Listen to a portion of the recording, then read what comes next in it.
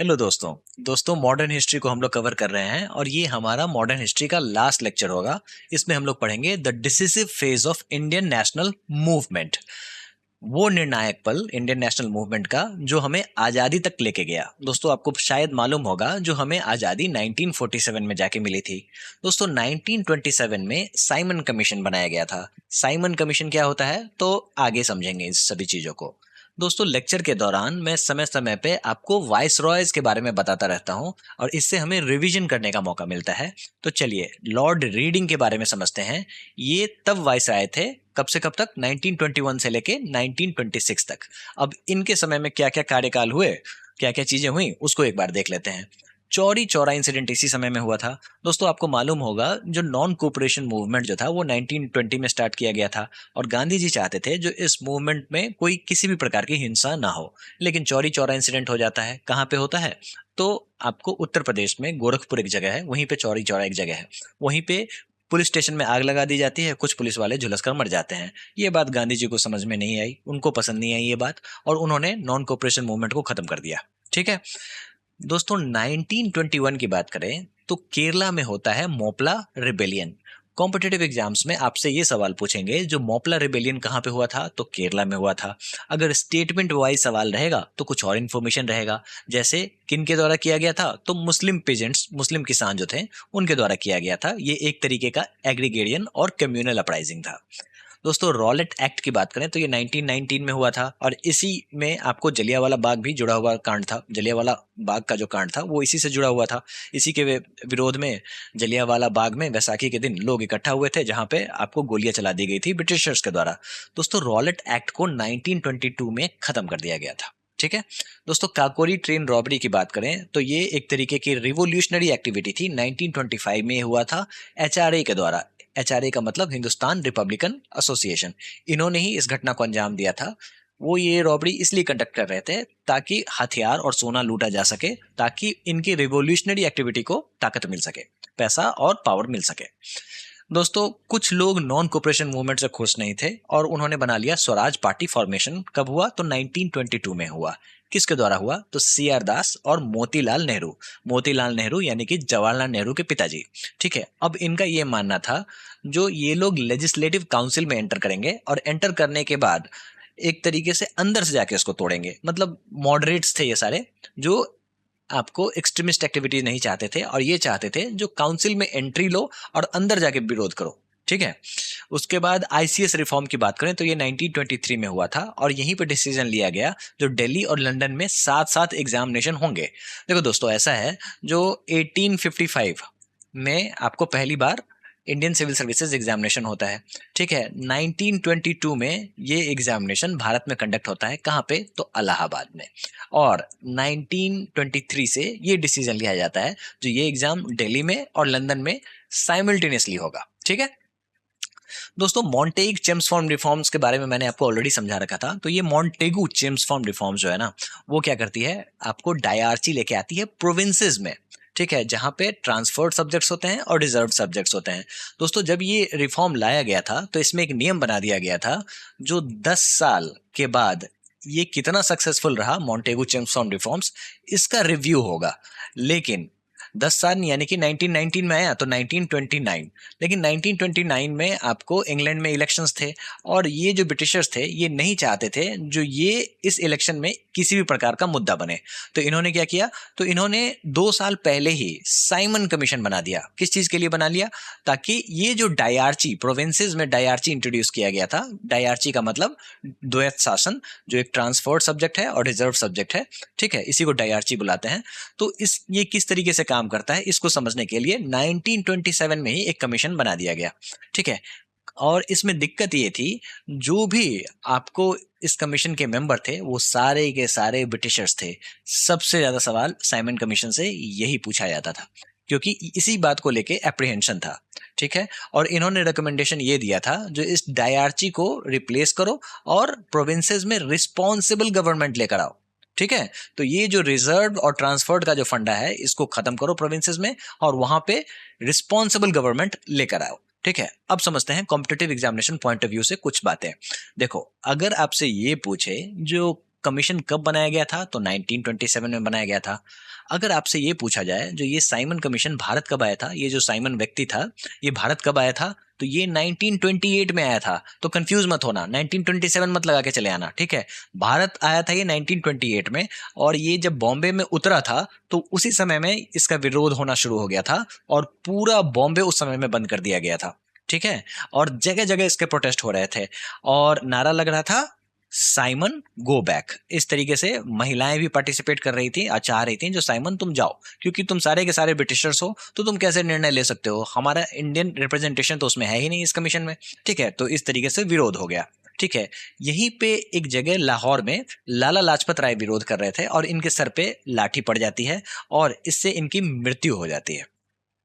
और इस मृत्यु का बदला भगत सिंह और उनके कॉमरेड सॉन्डर्स की हत्या करके लेते हैं 1928 में, ठीक है। दोस्तों अब सवाल ये उठता है जो साइमन का विरोध और कौन नहीं कर रहे थे, तो देखो ऐसा है, जो 1909 में मॉडल रिफॉर्म्स हुए थे और इसमें सेपरेट इलेक्टोरेट की बात की गई थी।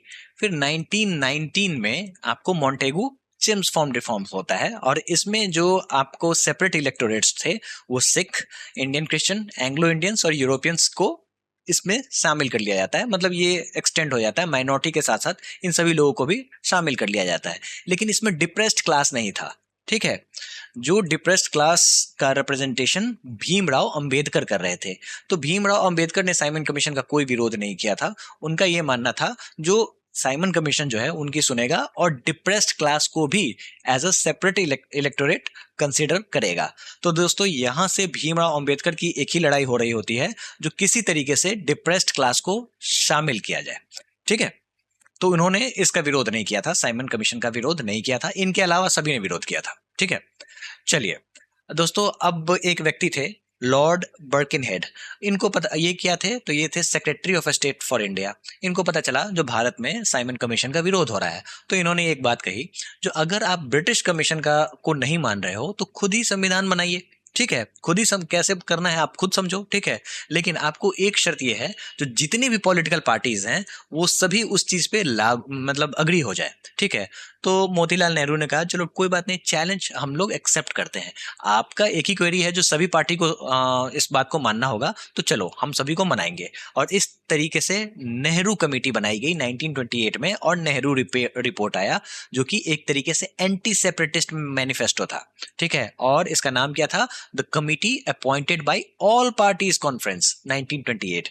इसमें सभी पार्टियों की सहमति थी, ठीक है। अब यहाँ पे कुछ चीजें हमें समझनी होगी, बाद में जिन्ना इसका अपोज करते हैं लेकिन वो बाद में करते हैं। चलिए चीजों को समझते हैं।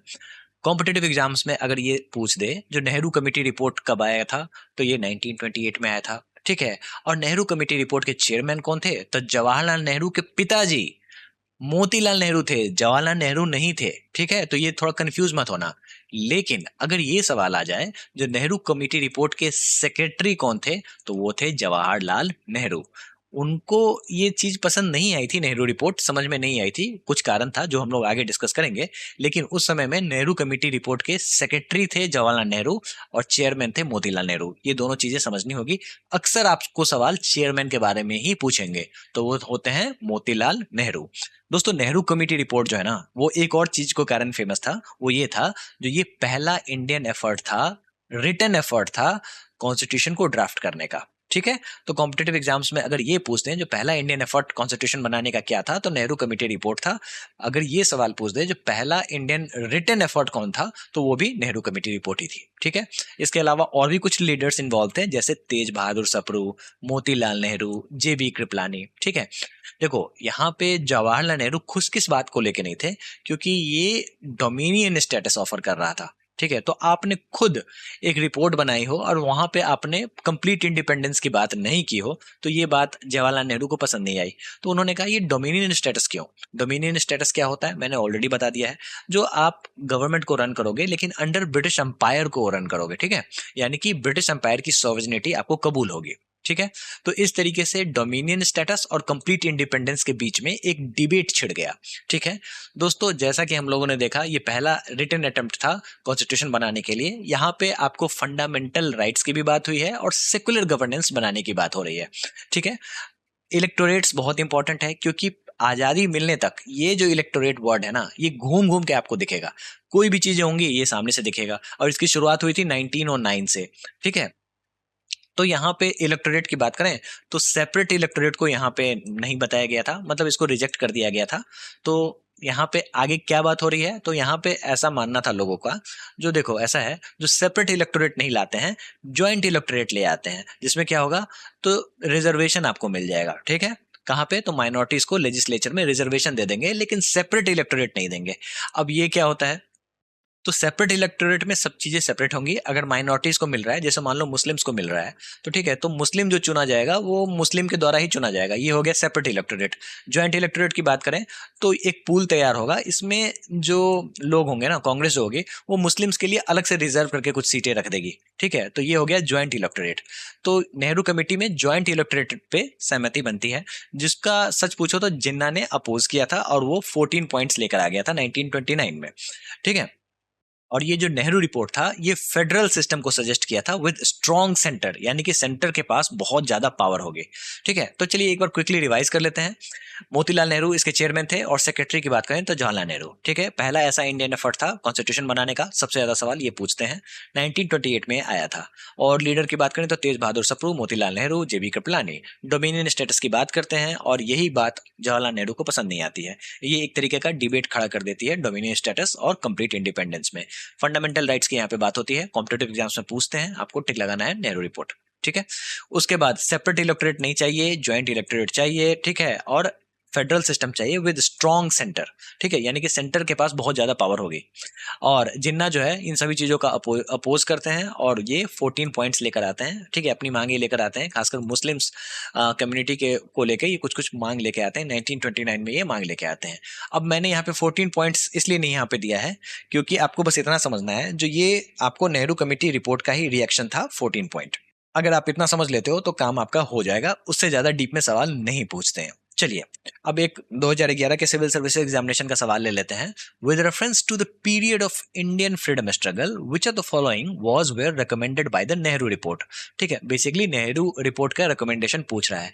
Complete independence for India, Bharat के लिए पूर्ण स्वतंत्रता। दोस्तों ये तो था नहीं, इन्होंने डोमिनियन की बात की थी, और यही बात लोगों को पसंद नहीं आई थी। तो ये ऑप्शन आपका हो गया गलत। अगर आपको इतना भी पता चल जाता है तो फिर आप आसानी से सही आंसर पे पहुंच जाओगे। अब जहां पे 1 है उसको उड़ा दो, तो ये यानी कि answer will be 2 and 3 only. बाकी के ऑप्शन भी देख लेते हैं। Joint electorates for reservation of seats for minorities, बिल्कुल सही बात है। सेपरेट इलेक्टोरेट नहीं था, ज्वाइंट इलेक्टोरेट था। Provision of fundamental rights for the people of India in the constitution, बिल्कुल सही बात है। ये सारी चीजें हम लोगों ने अभी देखी। तो दोस्तों, जब भी स्टेटमेंट वाले सवाल आपको दिखे तो वो सवाल टफ नहीं होते हैं, आपको बशर्ते कॉन्सेप्ट की क्लैरिटी होनी चाहिए। सिंपल सा अगर आपको ये पता होगा, जो यहाँ पे डोमिनियन स्टेटस की ही बात हो रही है, आप आसानी से ऑप्शन एलिमिनेट करके सही आंसर पे पहुंच सकते हो। तो दोस्तों, जब भी डोमिनियन की बात होगी ना, तो आप बस इतना समझ लो, जब तक हमें आजादी नहीं मिल गई 1947, उससे पहले हमेशा से ही डोमिनियन की ही बात हो रही है। ठीक है, इतना अगर आपको पता है तो चीजें आसान हो जाएंगी आपके लिए। चलिए दोस्तों, जैसा कि हम लोगों ने देखा, नेहरू रिपोर्ट में डोमिनियन स्टेटस की बात होती है। ये बात जवाहरलाल नेहरू को पसंद नहीं आती है, और इन्होंने बना लिया इंडिपेंडेंस ऑफ इंडिया लीग। किस लिए बनाया? कंप्लीट इंडिपेंडेंस की मांग रखने के लिए। ठीक है, जो नेहरू रिपोर्ट में डोमिनियन स्टेटस की बात हुई थी, इसको खारिज कर देना है। अब इसके फाउंडर्स कौन कौन थे? तो जवाहरलाल नेहरू थे, जिसके सेक्रेटरी थे। ठीक है, सुभाष चंद्र बोस, ये भी सेक्रेटरी थे। एस श्रीनिवासन अयंगर, जो कि प्रेसिडेंट थे। और ये एक तरीके का लेफ्ट विंग रिस्पॉन्स था अंडर द कांग्रेस इटसेल्फ। ठीक है, चलिए, अब इससे क्या हुआ? तो इससे ये हुआ, जो अगला जो कांग्रेस का सेशन होता है, वहां पे कंप्लीट इंडिपेंडेंस की मांग रखी जाएगी। ठीक है, चलिए लाहौर सेशन के बारे में समझते हैं। उससे पहले एक व्यक्ति के बारे में समझ लो, लॉर्ड इरविन। ये उस समय में वाइस रॉय हुआ करते थे। इनके बारे में हम लोग आगे देखेंगे, जब इनका कार्यकाल खत्म होगा तो फिर ये हमें रिवाइज कराने में मदद करेंगे। तो इन्होंने एक काम किया था, इन्होंने बोल दिया था दिवाली के दिन, भाई साहब ऐसा है, जो तुमको डोमिनियन स्टेटस तो मैं दे दूंगा। फिर बाद में ये मुकर जाते हैं, जो देखो भाई ऐसा है, जो मैं तो तुम्हें डोमिनियन स्टेटस दे देता, लेकिन लंदन वाले जो है वो मान नहीं रहे हैं, जो भाई कुछ नहीं मिलेगा इनको। ठीक है, तो ये एक तरीके से लोगों के अंदर गुस्सा क्रिएट हो जाता है। कॉम्पिटिटिव एग्जाम्स में अगर आपको दीपावली दीपावली डिक्लेरेशन पूछ दें किसके द्वारा लाया गया था, तो वो लॉर्ड इरविन के द्वारा लाया गया था। इतना आपको याद रख लेना है किस लिए लाया गया था। तो देखो दीपावली डिक्लेरेशन जो था वो बेसिकली डोमिनियन स्टेटस की बात करता है। बाद में ये खुद मुकर जाते हैं अपने बात से, जो भाई देखो ऐसा है जो लंदन वाले मान नहीं रहे। ठीक है, चलिए लाहौर सेशन की बात कर लेते हैं। जैसे ही दीपावली डिक्लेरेशन जो है वो जैसे ही इरविन मुकरते हैं, ये लोग लाहौर सेशन में मांग रख देते हैं किस चीज का, तो पूर्ण स्वराज का, कंप्लीट इंडिपेंडेंस का। कब की बात हो रही है, तो 19 दिसंबर 1929। चेयर पे मतलब प्रिजाइड कौन करते हैं लाहौर सेशन को, तो कांग्रेस के लाहौर सेशन को प्रिजाइड करने वाले थे जवाहरलाल नेहरू। ठीक है, और रीजन क्या था, तो देखो जैसे ब्रिटिश एम्पायर ने बोला जो डोमिनियन स्टेटस नहीं मिलेगा, ठीक है, तो इन्होंने पूर्ण स्वतंत्रता की मांग, कंप्लीट इंडिपेंडेंस की मांग कर दी। ठीक है, कुछ कुछ चीजें जो डेवलपमेंट हुई उसे हम लोग समझते हैं। 31 दिसंबर 1929 में देखो इस तरीके से झंडा फहराया जाता है, और कांग्रेस के लोग जो होते हैं ना वो ये वॉलपेपर जरूर लगाते हैं ट्विटर पे। ठीक है, तो ये आपको समझना होगा। 31 दिसंबर 1929 को पहली बार ट्राई कलर फहराया जाता है इस तरीके का, ये वाला। ठीक है, उसके बाद 26 जनवरी 1930 को एक रेजोल्यूशन लिया जाता है जो 26 जनवरी 1930 को ही इंडिपेंडेंस डे मनाएंगे। यही कारण है जब हमारा देश, ठीक है, स्वतंत्र हुआ था 1947 में, लेकिन ये जब गणतंत्र बना था, जब रिपब्लिक बना था, जब डोमिनियन खत्म हुआ था, तो हम लोगों ने 26 जनवरी 1950 को ही रिपब्लिक डे सेलिब्रेट करना शुरू किया था। तो ये डेट जो है 26 जनवरी यहीं से आ रहा है। ठीक है, चलिए, और यहीं पे जब 26 जनवरी 1930 को ही कांग्रेस के लोगों ने लोगों को गुजारिश की थी जो अब हर साल तुम आजादी मनाना शुरू कर दो, 26 जनवरी 1930 को ही अपनी आजादी घोषित करते आजादी मनाना शुरू कर दो। ठीक है दोस्तों, पूर्ण स्वराज की मांग के साथ साथ एक चीज स्टार्ट हो जाता है जिसका नाम है सिविल डिसोबीडियंस मूवमेंट। किसके द्वारा, तो महात्मा गांधी जी के द्वारा ये शुरू कर दिया जाता है। इसको हिंदी में कहते हैं सविनय अवज्ञा आंदोलन। सविनय का मतलब भाई हम लोग कोई हिंसा नहीं चाह रहे हैं, अवज्ञा का मतलब तुम्हारी कोई भी लॉज को हम नहीं मानेंगे। ठीक है, और आंदोलन का मतलब मूवमेंट।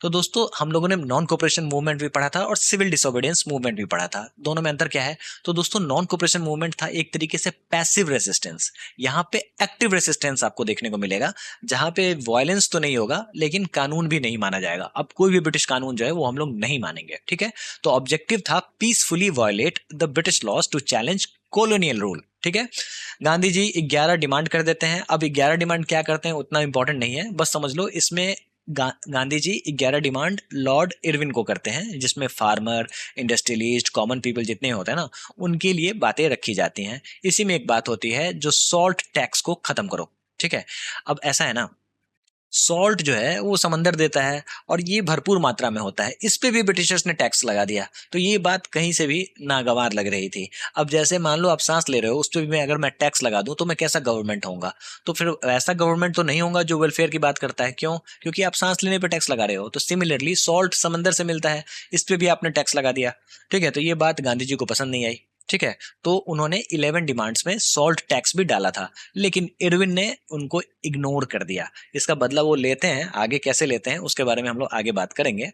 ठीक है, और इस तरीके से गांधी जी जो है वो सिविल डिसोबीडियंस मूवमेंट शुरू कर देते हैं। ठीक है, और इसके साथ साथ दांडी मार्च भी शुरू हो जाता है। सॉल्ट सत्याग्रह 1930 में ये किया जाता है। अब कॉम्पिटिटिव एग्जाम्स में अगर आपसे ये पूछ दे जो दांडी मार्च कहाँ से शुरू किया गया था, और ऑप्शन में अगर आपको दांडी दिख जाए तो कंफ्यूज नहीं होना है दोस्तों, ये दांडी में खत्म हुआ था। शुरुआत इसकी हुई थी साबरमती आश्रम से। तो दांडी मार्च की शुरुआत हुई थी साबरमती आश्रम से और ये दांडी में जाके खत्म हुआ था। अक्सर लोग कंफ्यूज हो जाते हैं इस चीज में, तो आपको ये दिमाग में रखना है। ठीक है, 12 मार्च 1930, 12 मार्च 1930 को इन्होंने स्टार्ट किया था साबरमती आश्रम से। 78 वॉलंटियर्स के साथ ये मार्च किए थे दांडी के लिए, जहां पे इन्होंने नमक सत्याग्रह किया था। टोटल डिस्टेंस कवर किया था 240 माइल। अगर आप इसको किलोमीटर में डालो तो अराउंड 371 या 378 होगा किलोमीटर, आप देख लेना, मुझे याद नहीं आ रहा, बस इसी के आसपास है। ठीक है, उसके बाद ये जो जर्नी है वो टोटल 24 डेज का था। 6 अप्रैल 1930 को गांधी जी पहुंचते हैं दांडी के समंदर तट पे, और उन्होंने नमक एक मुट्ठी में उठाकर ये दिखाया था जो वो ब्रिटिश के कानून को नहीं मान रहे हैं, और symbolically breaking the salt law. ठीक है, और इस तरीके से ब्रिटिश अथॉरिटी को वो चैलेंज करते हैं। दोस्तों ये चैलेंज देखो ऐसा है ना, जो यहाँ से बहुत सारी चीजें स्पार्क हो जाती हैं, लोग जो है वो सिविल डिसोबीडियंस मूवमेंट में पार्टिसिपेट करने लग जाते हैं, और बहुत ही बड़ा पार्टिसिपेशन महिलाओं का भी देखने को मिलता है। ठीक है, कानून को सविनय तोड़ा जा रहा था, फॉरेस्ट लॉ जो थे उसको वायलेट किया जा रहा था सेंट्रल इंडिया में और महाराष्ट्र में। चौकीदारी टैक्स जो है वो बिहार और बंगाल में जो था उसका विरोध शुरू हो गया था। इसके अलावा लोग फॉरेन क्लोथ और लिकर शॉप्स जो हैं उसका भी विरोध करना शुरू कर दिए थे। कुछ इंपॉर्टेंट लीडर्स हैं आपको सिविल डिसोबीडियंस मूवमेंट के, उसमें सरोजनी नायडू बहुत इंपॉर्टेंट है। इन्होंने दरसाना सॉल्ट डिपो पे रेड डाली थी। ठीक है, उसके अलावा खान अब्दुल गफ्फार खान, इनको सीमांत गांधी यानी कि फ्रंटियर गांधी भी कहा जाता है। ठीक है, और इन्होंने एक संस्था बनाई थी जिसका नाम था खुदाई खिदमतगार। ठीक है, और इन्होंने नॉर्थ वेस्ट फ्रंटियर प्रोविंस में प्रोटेस्ट करना शुरू कर दिया था। ठीक है, और इसको रेड शर्ट्स भी कहते हैं। तो कभी भी कॉम्पिटेटिव एग्जाम्स में अगर रेड शर्ट देख लो तो समझ जाना फ्रंटियर गांधी, खान अब्दुल गफ्फार खान की खुदाई खिदमतगार की बात हो रही है। ठीक है दोस्तों, अब जिस तरीके से ये सिविल डिसोबीडियंस मूवमेंट रफ्तार पकड़ रहा था और महिलाओं का पार्टिसिपेशन बढ़ रहा था, तो इरविन को चिंता सताने लग गई। ठीक है, तो उन्हें एक बात समझ में आ गई थी, जो तुम चाहे साइमन कमीशन बना लो या फिर कुछ भी बना लो, बिना इंडियन के पार्टिसिपेशन के कोई भी बात नहीं होने जा रही है। ठीक है, तो कोई भी कॉन्स्टिट्यूशनल रिफॉर्म जो है वो इंडियन पार्टिसिपेशन के बगैर नहीं हो सकता है। आप चीजें हमारे ऊपर थोप नहीं सकते हो। तो इरविन ने बोला, जो भाई एक काम करो, राउंड टेबल कॉन्फ्रेंस रखते हैं, यानी कि गोल मेज सम्मेलन रखते हैं। कहाँ रखते हैं? तो लंदन में रखेंगे। ठीक है, तो लंदन में गोल मेज सम्मेलन रखा गया। लेकिन पहला जो गोल मेज सम्मेलन जो था वो खाली गया था, क्योंकि उसमें कांग्रेस ने पार्टिसिपेट नहीं किया था। ठीक है, तो फर्स्ट राउंड टेबल कॉन्फ्रेंस कब हुआ था? तो नवंबर 1930 से लेके जनवरी 1931 तक हुआ था। कांग्रेस ने पूरी तरीके से बॉयकॉट किया था। क्यों? क्योंकि उस समय में ये लोग एक्टिवली सिविल डिसोबीडियंस मूवमेंट यहाँ पे चला रहे थे। तो एक तरफ आप ब्रिटिशर्स के सारे कानून की धज्जियां उड़ा रहे होगे, और दूसरी तरफ उन्हीं के साथ मिलके आप राउंड टेबल कॉन्फ्रेंस करोगे, तो ये बात समझ में नहीं आएगी। ठीक है, तो ये एक तरीके से विद्रोह था, विरोध था। हालांकि कुछ लोग जो थे वो पहले राउंड टेबल कॉन्फ्रेंस में उन्होंने पार्टिसिपेट किया था। इसमें एक बहुत इंपॉर्टेंट नाम है अंबेडकर। अंबेडकर चाहते थे जो उनको किसी भी तरीके से डिप्रेस्ड क्लास का रिप्रेजेंटेशन मिल जाए, इसीलिए इन्होंने साइमन कमीशन का भी विरोध नहीं किया था, और यहाँ भी इन्होंने विरोध नहीं किया था। ठीक है, तो कॉम्पिटिटिव एग्जाम्स में अगर आपसे ये सवाल पूछते, जो कौन ऐसे व्यक्ति थे जिन्होंने तीनों राउंड टेबल कॉन्फ्रेंस को अटेंड किया था, तो वो थे भीमराव अंबेडकर।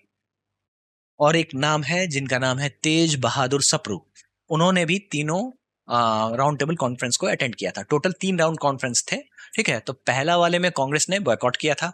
ठीक है, और इसके अलावा पहले वाले में मुस्लिम लीग, प्रिंसेस, ये सारे लोग अटेंड तो किया था उन्होंने। ठीक है, लेकिन ये बात बनी नहीं थी। क्यों नहीं बनी थी? जब कांग्रेस ही नहीं है तो कोई बात नहीं बनेगी। ठीक है, तो ये पूरा का पूरा राउंड टेबल कॉन्फ्रेंस जो था वो इनफेक्टिव रहा था, कोई बात नहीं बनी थी। फिर इरविन को लगा, जो भाई ऐसा है, जो अगर कांग्रेस को टेबल पे लाना होगा तो फिर गांधी जी से बात करनी पड़ेगी। गांधी जी को ये राष्ट्रपति भवन में बुलाते हैं। आज का जो राष्ट्रपति भवन है उस समय में ये वायसरॉय का हुआ करता था, ऑफिस हुआ करता था। तो वो दिल्ली में राष्ट्रपति भवन, जो आज का जो राष्ट्रपति भवन है, वहां पे गांधी जी को बुलाया जाता है। इसी कारण से इसको दिल्ली पैक्ट भी कहते हैं। अब गांधी जी की चालाकी देखो। ठीक है, इन्होंने 11 पॉइंट्स दिया था, भाई इरविन तुम मान जाओ। इन्होंने कहा भाई मैं तो मानने से रहा। ठीक है, रिजेक्ट कर दिया। तो अब गांधी जी ने क्या किया, अब ये 11 पॉइंट जो था इसमें सॉल्ट टैक्स को हटाने की बात हुई थी। ठीक है, जिसके लिए इन्होंने प्रोटेस्ट किया था। तो अब जब इरविन बैठ रहा है इनके सामने बात कर रहा है, तो ये चाय मंगवाते हैं। चाय आता है और चाय में ये नमक डाल देते हैं, कहते हैं अब ये चाय पीने लायक हुई है। ठीक है, तो इस तरीके से इन्होंने प्रोटेस्ट किया था। तो इरविन सोच रहे हैं तो भाई ये बहुत ही छोटी बात है, सॉल्ट टैक्स के लिए क्यों तुम इतना बड़ा आंदोलन कर रहे हो? तो फिर गांधी जी ने बोला ये छोटी मोटी बात नहीं है। ठीक है, कोई भी चीज छोटा नहीं होता।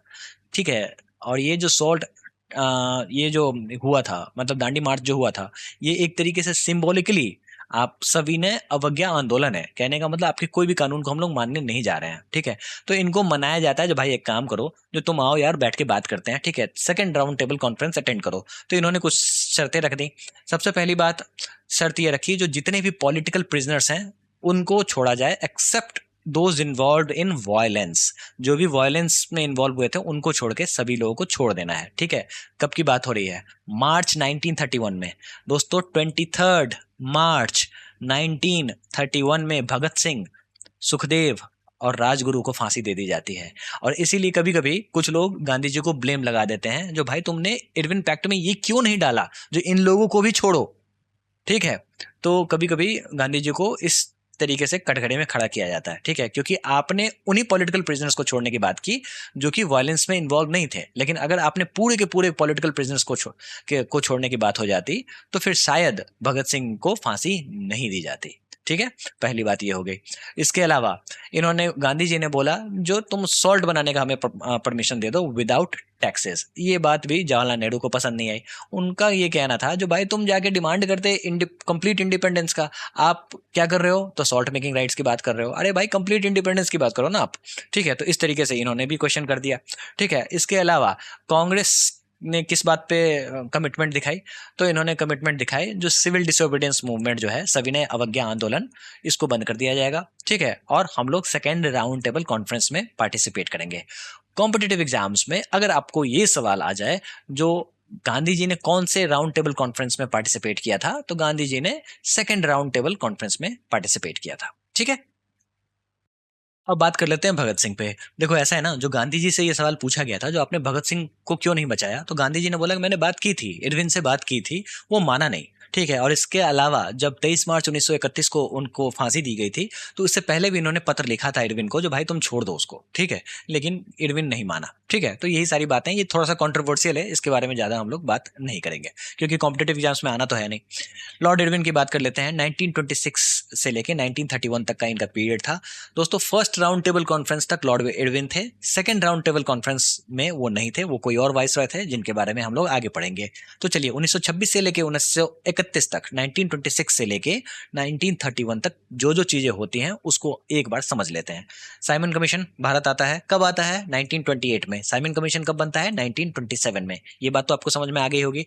और इसको इंडियंस ने बॉयकॉट किया था इसलिए क्योंकि इसमें कोई इंडियन मेंबर नहीं था, सबसे ज्यादा सवाल यही पूछते हैं। ठीक है, इसके अलावा इनको चैलेंज किया जाता है सेक्रेटरी ऑफ स्टेट के द्वारा, जो देखो भाई ऐसा है, जो तुम अगर साइमन कमीशन की बात नहीं मानते हो तो तुम अपना कुछ बना लो। ठीक है, लेकिन सभी पार्टी होनी चाहिए, तो इसीलिए all party conference at Lucknow रखा जाता है 1928 में, और इसके तहत कॉन्स्टिट्यूशन को ड्राफ्ट करने की बात की जाती है। और इसी से निकल के आता है नेहरू रिपोर्ट, जो कि डोमिनियन स्टेटस की बात करता है। ये बात जवाहरलाल नेहरू को पसंद नहीं आती है, उन्होंने कहा जो भाई तुम पूर्ण स्वराज दो ना, डोमिनियन स्टेटस क्यों दोगे। ठीक है, इसके अलावा ब्रिटिश इंडिया और प्रिंसली स्टेट्स के बीच में कैसे रिलेशन होंगे, इसको हार्डकोर्ट बटलर कमीशन के द्वारा बताया गया था। बस इतना याद कर लेना काफी है। कुछ रिवॉल्यूशनरी एक्टिविटीज की बात कर लेते हैं जो कि 1926 से लेके 1931 के बीच में हुआ। पहली बात देखो, जो लाला लाजपत राय की मृत्यु हो जाती है उसका बदला सॉन्डर्स की हत्या करके लेते हैं कौन, भगत सिंह और राजगुरु। ठीक है, और इनके ऊपर में जो केस चलता है वो लाहौर कॉन्स्पिरेसी केस कहा जाता है। इसके अलावा आपको असेंबली में बॉम्ब फेंका जाता है, कहाँ पे, तो दिल्ली में। किसके द्वारा, बॉम्ब भगत सिंह और बटुकेश्वर दत्त के द्वारा।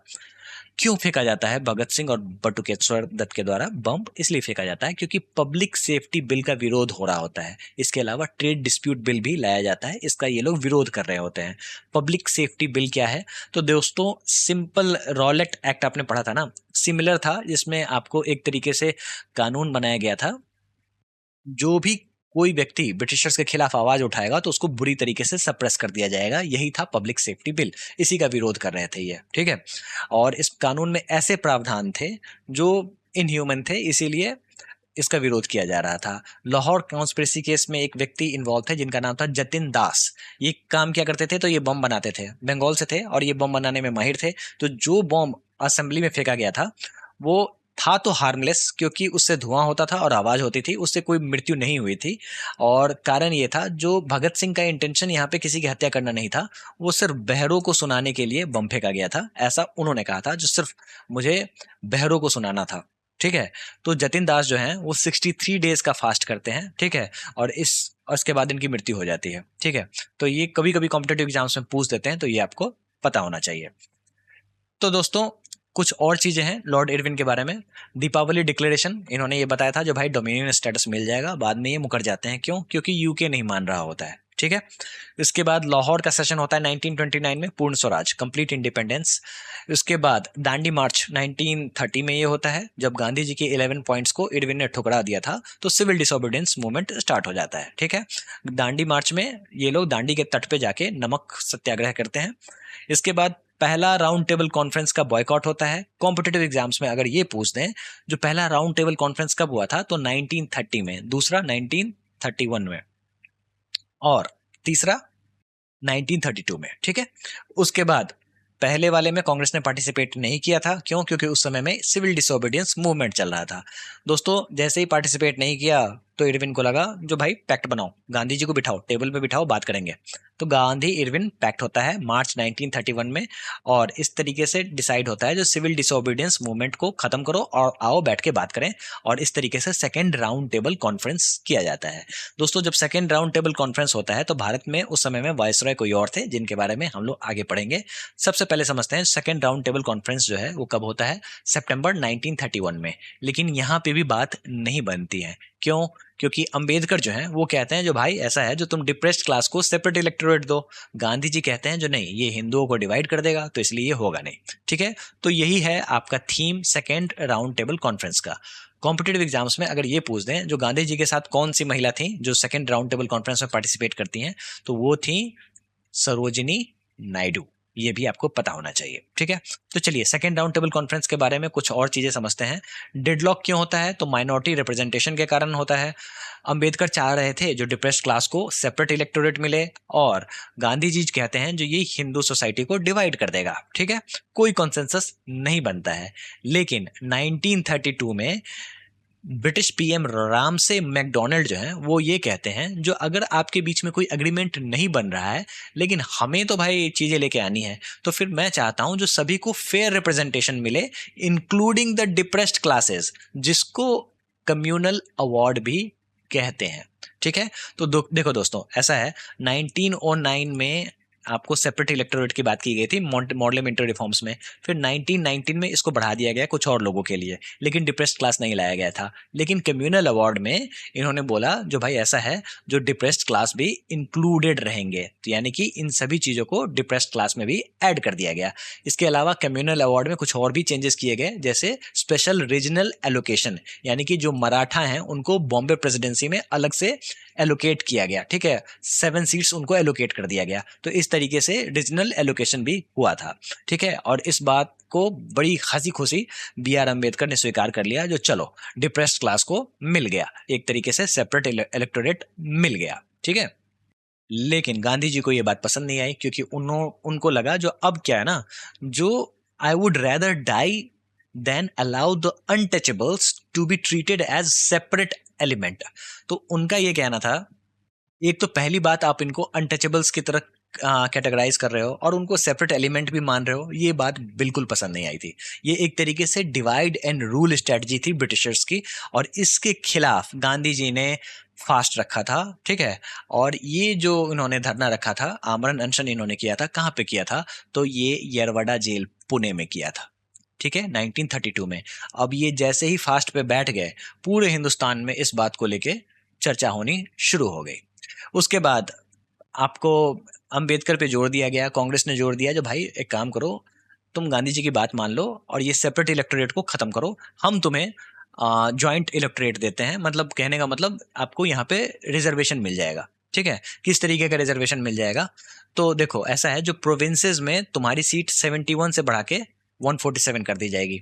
ठीक है, दलित को लेके। ठीक है, और इसके अलावा आपको सेंट्रल लेजिस्लेचर में 18% का रिजर्वेशन दे देंगे। ठीक है, अब क्या चाहिए? तो फिर अंबेडकर बात को मान जाते हैं और फिर गांधी जी अपना फास्ट तोड़ते हैं। थर्ड राउंड टेबल कॉन्फ्रेंस की बात कर लेते हैं। देखो थर्ड राउंड टेबल कॉन्फ्रेंस में भी गांधी जी पार्टिसिपेट नहीं करते हैं, सिर्फ सेकंड वाले में पार्टिसिपेट इन्होंने किया था, और उसके बाद से सिविल डिसोबीडियंस मूवमेंट कंटिन्यूअसली चल रहा था। तो जो संविधान बनाने की बातें यहाँ पे चल रही थी, जो एक्ट लाने की बातें चल रही थी, वो सारी की सारी बातें धरी की धरी रह जाती हैं। थर्ड राउंड टेबल कॉन्फ्रेंस में भी कुछ ज़्यादा चीज़ें निकल के सामने नहीं आती है। सिर्फ बी आर अम्बेडकर, मोहम्मद अली जिन्ना, तेज बहादुर सप्रू ने ही पार्टिसिपेट किया था, और कुछ प्रिंसली स्टेट्स जो हैं उन्होंने पार्टिसिपेट किया था। ना कांग्रेस थी और ना ही महात्मा गांधी थे। ये दोनों जो थे वो सिविल डिसोबीडियंस मूवमेंट यानी कि सविनय अवज्ञा आंदोलन का पालन कर रहे थे, जो ब्रिटिश कानून को नहीं मानना है। ठीक है, और इस तरीके से कोई नेशनल कंसेंसस नहीं बनता है। लेकिन थर्ड राउंड टेबल कॉन्फ्रेंस से एक बात सामने आती है जिसका नाम है गवर्नमेंट ऑफ इंडिया एक्ट 1935। दोस्तों गवर्नमेंट ऑफ इंडिया एक्ट 1935 की बात करें ना, तो इसको जवाहरलाल नेहरू ने कहा था न्यू चार्टर फॉर स्लेवरी। मतलब कहने का मतलब ये गुलाम बनाने का एक नया हथियार लेकर आ गई है ब्रिटिशर्स। हालांकि गवर्नमेंट ऑफ इंडिया एक्ट जो है ना, वो आज का जो संविधान है हमारा, उसको एक फ्रेमवर्क प्रोवाइड करती है। और ये सवाल बार बार कॉम्पिटेटिव एग्जाम्स में आता है, ये आपको पता होना चाहिए। अगर आपके कॉम्पिटेटिव एग्जाम्स में ये पूछ दे जो कौन सा एक्ट एक स्केलेटन या फिर फ्रेमवर्क इंडियन कॉन्स्टिट्यूशन का प्रोवाइड करता है, तो वो है गवर्नमेंट ऑफ इंडिया एक्ट 1935। इसको आप याद कर लो, ठीक है। अब ये जो गवर्नमेंट ऑफ इंडिया एक्ट बनाया जाता है, किस लिए बनाया जाता है? तो देखो, जो भी साइमन कमीशन से आउटकम आता है, जो भी राउंड टेबल कॉन्फ्रेंस से आउटकम आता है, इधर विद फेलियर और विद नो कंसेंसस, लेकिन जो भी आउटकम आता है, और कुछ व्हाइट पेपर यानी कि श्वेत पत्र जिसको कहते हैं ना, उन सभी को मिला के गवर्नमेंट ऑफ इंडिया एक्ट बनाया जाता है। इसमें ऑल इंडिया फेडरेशन की बात की जाती है, यानी कि ब्रिटिश प्रोविंसेस और प्रिंसली स्टेट्स को मिला के ऑल इंडिया फेडरेशन बनाने की बात हो रही है। लेकिन ये बात नहीं टिकती है, क्यों? क्योंकि प्रिंसली स्टेट्स जो होते हैं ना, वो ज्वाइन करने से मना कर देते हैं उस समय में, ठीक है।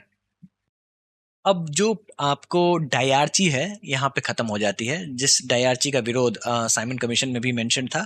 जो 1919 में डायarchy आपको देखने को मिलता था प्रोविंसेस में, उसको खत्म कर दिया जाता है। अब वहां पे रिस्पॉन्सिबल गवर्नमेंट आ जाती है, ठीक है। तो पूरी की पूरी तरीके से आपको प्रोविंस में प्रोविंशियल ऑटोनॉमी देखने को मिलता है, ठीक है। अब ये जो डायarchy है वो सेंटर में इंट्रोड्यूस हो जाती है। तो ये सारी चीजें आपको पता होनी चाहिए, क्योंकि स्टेटमेंट बेस्ड सवाल में ये सारी चीजें आपको पूछी जा सकती हैं, ठीक है।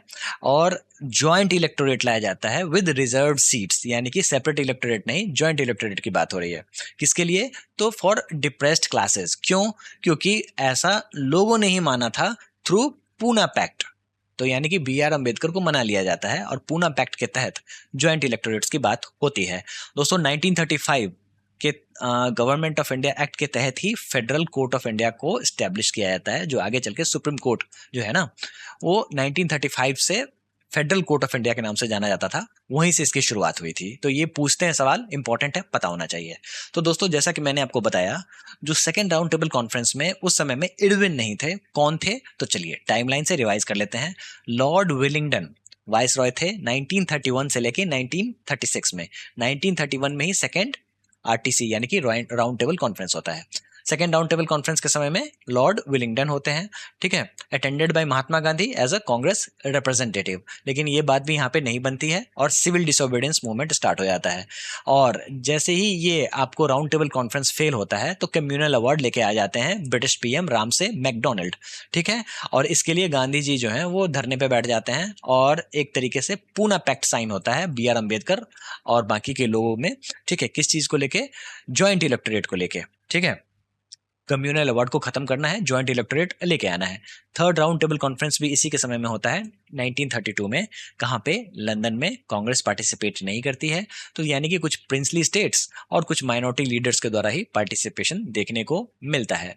दोस्तों इंडिविजुअल सिविल डिसोबीडियंस, ठीक है, 1933 में ये होता है। ये लिमिटेड प्रोटेस्ट मूवमेंट था। 1935 में गवर्नमेंट ऑफ इंडिया एक्ट आता है, जो कि बेसिकली प्रोविंशियल ऑटोनॉमी लेकर आता है और ऑल इंडिया फेडरेशन की बात करता है। लेकिन प्रिंसली स्टेट्स जो हैं उन्होंने रिफ्यूज कर दिया था ज्वाइन करने से, ठीक है। लेकिन ये जो 1935 का जो कानून था, वो 1937 के प्रोविंशियल इलेक्शंस का कारण बनता है, जो बहुत इंपॉर्टेंट है। पहली बार हमारे यहाँ फुल ऑटोनॉमी के साथ इलेक्शन कंडक्ट किया जाता है, जिसको हमें समझना होगा, बहुत इंपॉर्टेंट है, बहुत बार सवाल आता है, ठीक है। 1934 में कांग्रेस सोशलिस्ट पार्टी बनाया जाता है। किसके द्वारा? आचार्य नरेंद्र देव और जयप्रकाश नारायण के द्वारा। ये बेसिकली कांग्रेस का सोशलिस्ट विंग होता है, ठीक है। 1936 में ऑल इंडिया किसान सभा बनाया जाता है। किसके द्वारा? स्वामी सहजानंद सरस्वती के द्वारा। और पहला सेशन जो है वो लखनऊ में होता है। बार बार सवाल पूछते हैं, ठीक है। जितना पूछते हैं उतना ही मैं बता रहा हूं, बस उतना ही पढ़ के जाना है। उसमें भी इंपॉर्टेंट वाले पॉइंट्स मैंने हाईलाइट कर दिए हैं, ये काफी है। दोस्तों एक और चीज हुई थी, 1935 का जो एक्ट आया था ना, उसके तहत बर्मा को सेपरेट कर दिया जाता है, ठीक है। तो ये इंपॉर्टेंट है, कभी कभी कॉम्पिटेटिव एग्जाम्स में पूछ देते हैं। जो बर्मा का एडमिनिस्ट्रेटिवली सेपरेशन जो होता है, वो किस एक्ट के तहत होता है? तो 1935 एक्ट के तहत होता है। ये बात आपको पता होनी चाहिए। दोस्तों अब बात करने जा रहे हैं प्रोविंशियल इलेक्शन 1937 की, जो कि basically government of India act 1935 से ही जो प्रोविंशियल ऑटोनॉमी मिलती है, उसी के बेसिस पे ये 1937 का चुनाव कराया जाता है। देखो दोस्तों ऐसा है, जो टोटल 11 आपको प्रोविंसेस में चुनाव होता है। United Provinces Bihar, Orissa, Bengal, Assam, Central Provinces Bombay, Madras, Sindh, Punjab, North waste Frontier Province, यहाँ पे कांग्रेस का प्रदर्शन बहुत ही लाजवाब होता है। ठीक है, ये जो 11 प्रोविंसेस में 1935 एक्ट के तहत चुनाव कराया जाता है, इसमें 5 प्रोविंसेस में कांग्रेस मेजोरिटी में आती है। Madras, Bihar, central provinces, United provinces and Orissa. यहाँ पे बस चीजों को समझो, समझना ज्यादा इंपॉर्टेंट है, चीजें रटनी नहीं है आपको। ठीक है, और देखो 5 प्रोविंसेस में ये तो मेजोरिटी में होता है, 3 प्रोविंसेस में ये लोग कोalition गवर्नमेंट बनाते हैं। कहाँ कहाँ? तो बॉम्बे, असम और नॉर्थ वेस्ट फ्रंटियर प्रोविंस। सबसे ज्यादा फजीहत किसी व्यक्ति की होती है तो वो थे मोहम्मद अली जिन्ना। किस बात की फजीहत? तो देखो दोस्तों, ऐसा है, ये मांग कर रहे थे सेपरेट इलेक्टोरेट की, वो हुई नहीं, हम लोगों ने रिजर्वेशन दे दिया जो भाई आ जाओ, ज्वाइंट इलेक्टोरेट है। लेकिन ये मुस्लिम कम्युनिटी की वकालत करते हैं, लेकिन जहां जहां इनके आदमी उतरे थे चुनाव में वो सारे के सारे हारे हैं, इन्होंने जम के हारे हैं, बहुत ही बेकार इनका रिजल्ट रहा है। वहां भी कांग्रेस जीती है, क्योंकि देखो कांग्रेस में भी तो मुस्लिम्स थे ना। ठीक है, तो फिर जब रिजर्वेशन मिला है तो कांग्रेस के मुस्लिम और मुस्लिम लीग के मुस्लिम चुनाव लड़ रहे थे, तो मुस्लिम लीग के मुस्लिम हार जा रहे हैं। तो देख रहे हो, तो मुस्लिम लीग के मुस्लिम चुनाव हार गए। मोहम्मद अली जिन्ना को ये बात को गुस्सा आ गया, इस बात को गुस्सा हो गया, तो अब से लेके जब तक हमें आजादी नहीं मिल जाती, ये सिर्फ एक ही चीज की रट लगाए रहेंगे, उसका नाम है पाकिस्तान। ठीक है दोस्तों, अब ये कहेंगे जो ऐसा है, जो मुस्लिम की नुमाइंदी मुसलमान ही करेगा। ठीक है, और ये पाकिस्तान की अब वकालत करने लगेंगे। आगे जाके आपको ये पाकिस्तान वर्ड समझ में आएगा जब हम लोग टू नेशन थ्योरी की बात करेंगे। ठीक है, तो दोस्तों ऐसा है, जो 1937 में ये चुनाव होता है, 1939 में वर्ल्ड वॉर सेकंड हो जाता है, और लॉर्ड लिनलिथ जो है ना, उस समय में वायसरॉय हुआ करते थे। इन्होंने क्या किया, सितंबर 1939 में ये घोषणा कर दी, जो भारत जो है वो वर्ल्ड वॉर टू लड़ रहा है ब्रिटिशर्स के बिहाफ पे। ये बात कांग्रेसियों को पसंद नहीं आई। कांग्रेस का ये कहना था, जो भाई तुमने हमसे पूछा, हाँ, और इसको अनडेमोक्रेटिक इन्होंने बताया। उन्होंने कहा इंडिया कोई पार्टिसिपेट नहीं कर रहा है, इंडिया किसी की बाप की बपौती नहीं है। ठीक है, तो इस तरीके से कांग्रेस ने बोला, जब भाई ऐसा है, अगर तुम चाहते हो जो इंडिया पार्टिसिपेट करे, ठीक है, तुम्हारे बिहाफ पे पार्टिसिपेट करे, तो 2 कंडीशन मानो। पहला, इमीडिएट नेशनल गवर्नमेंट बनाओ सेंटर में।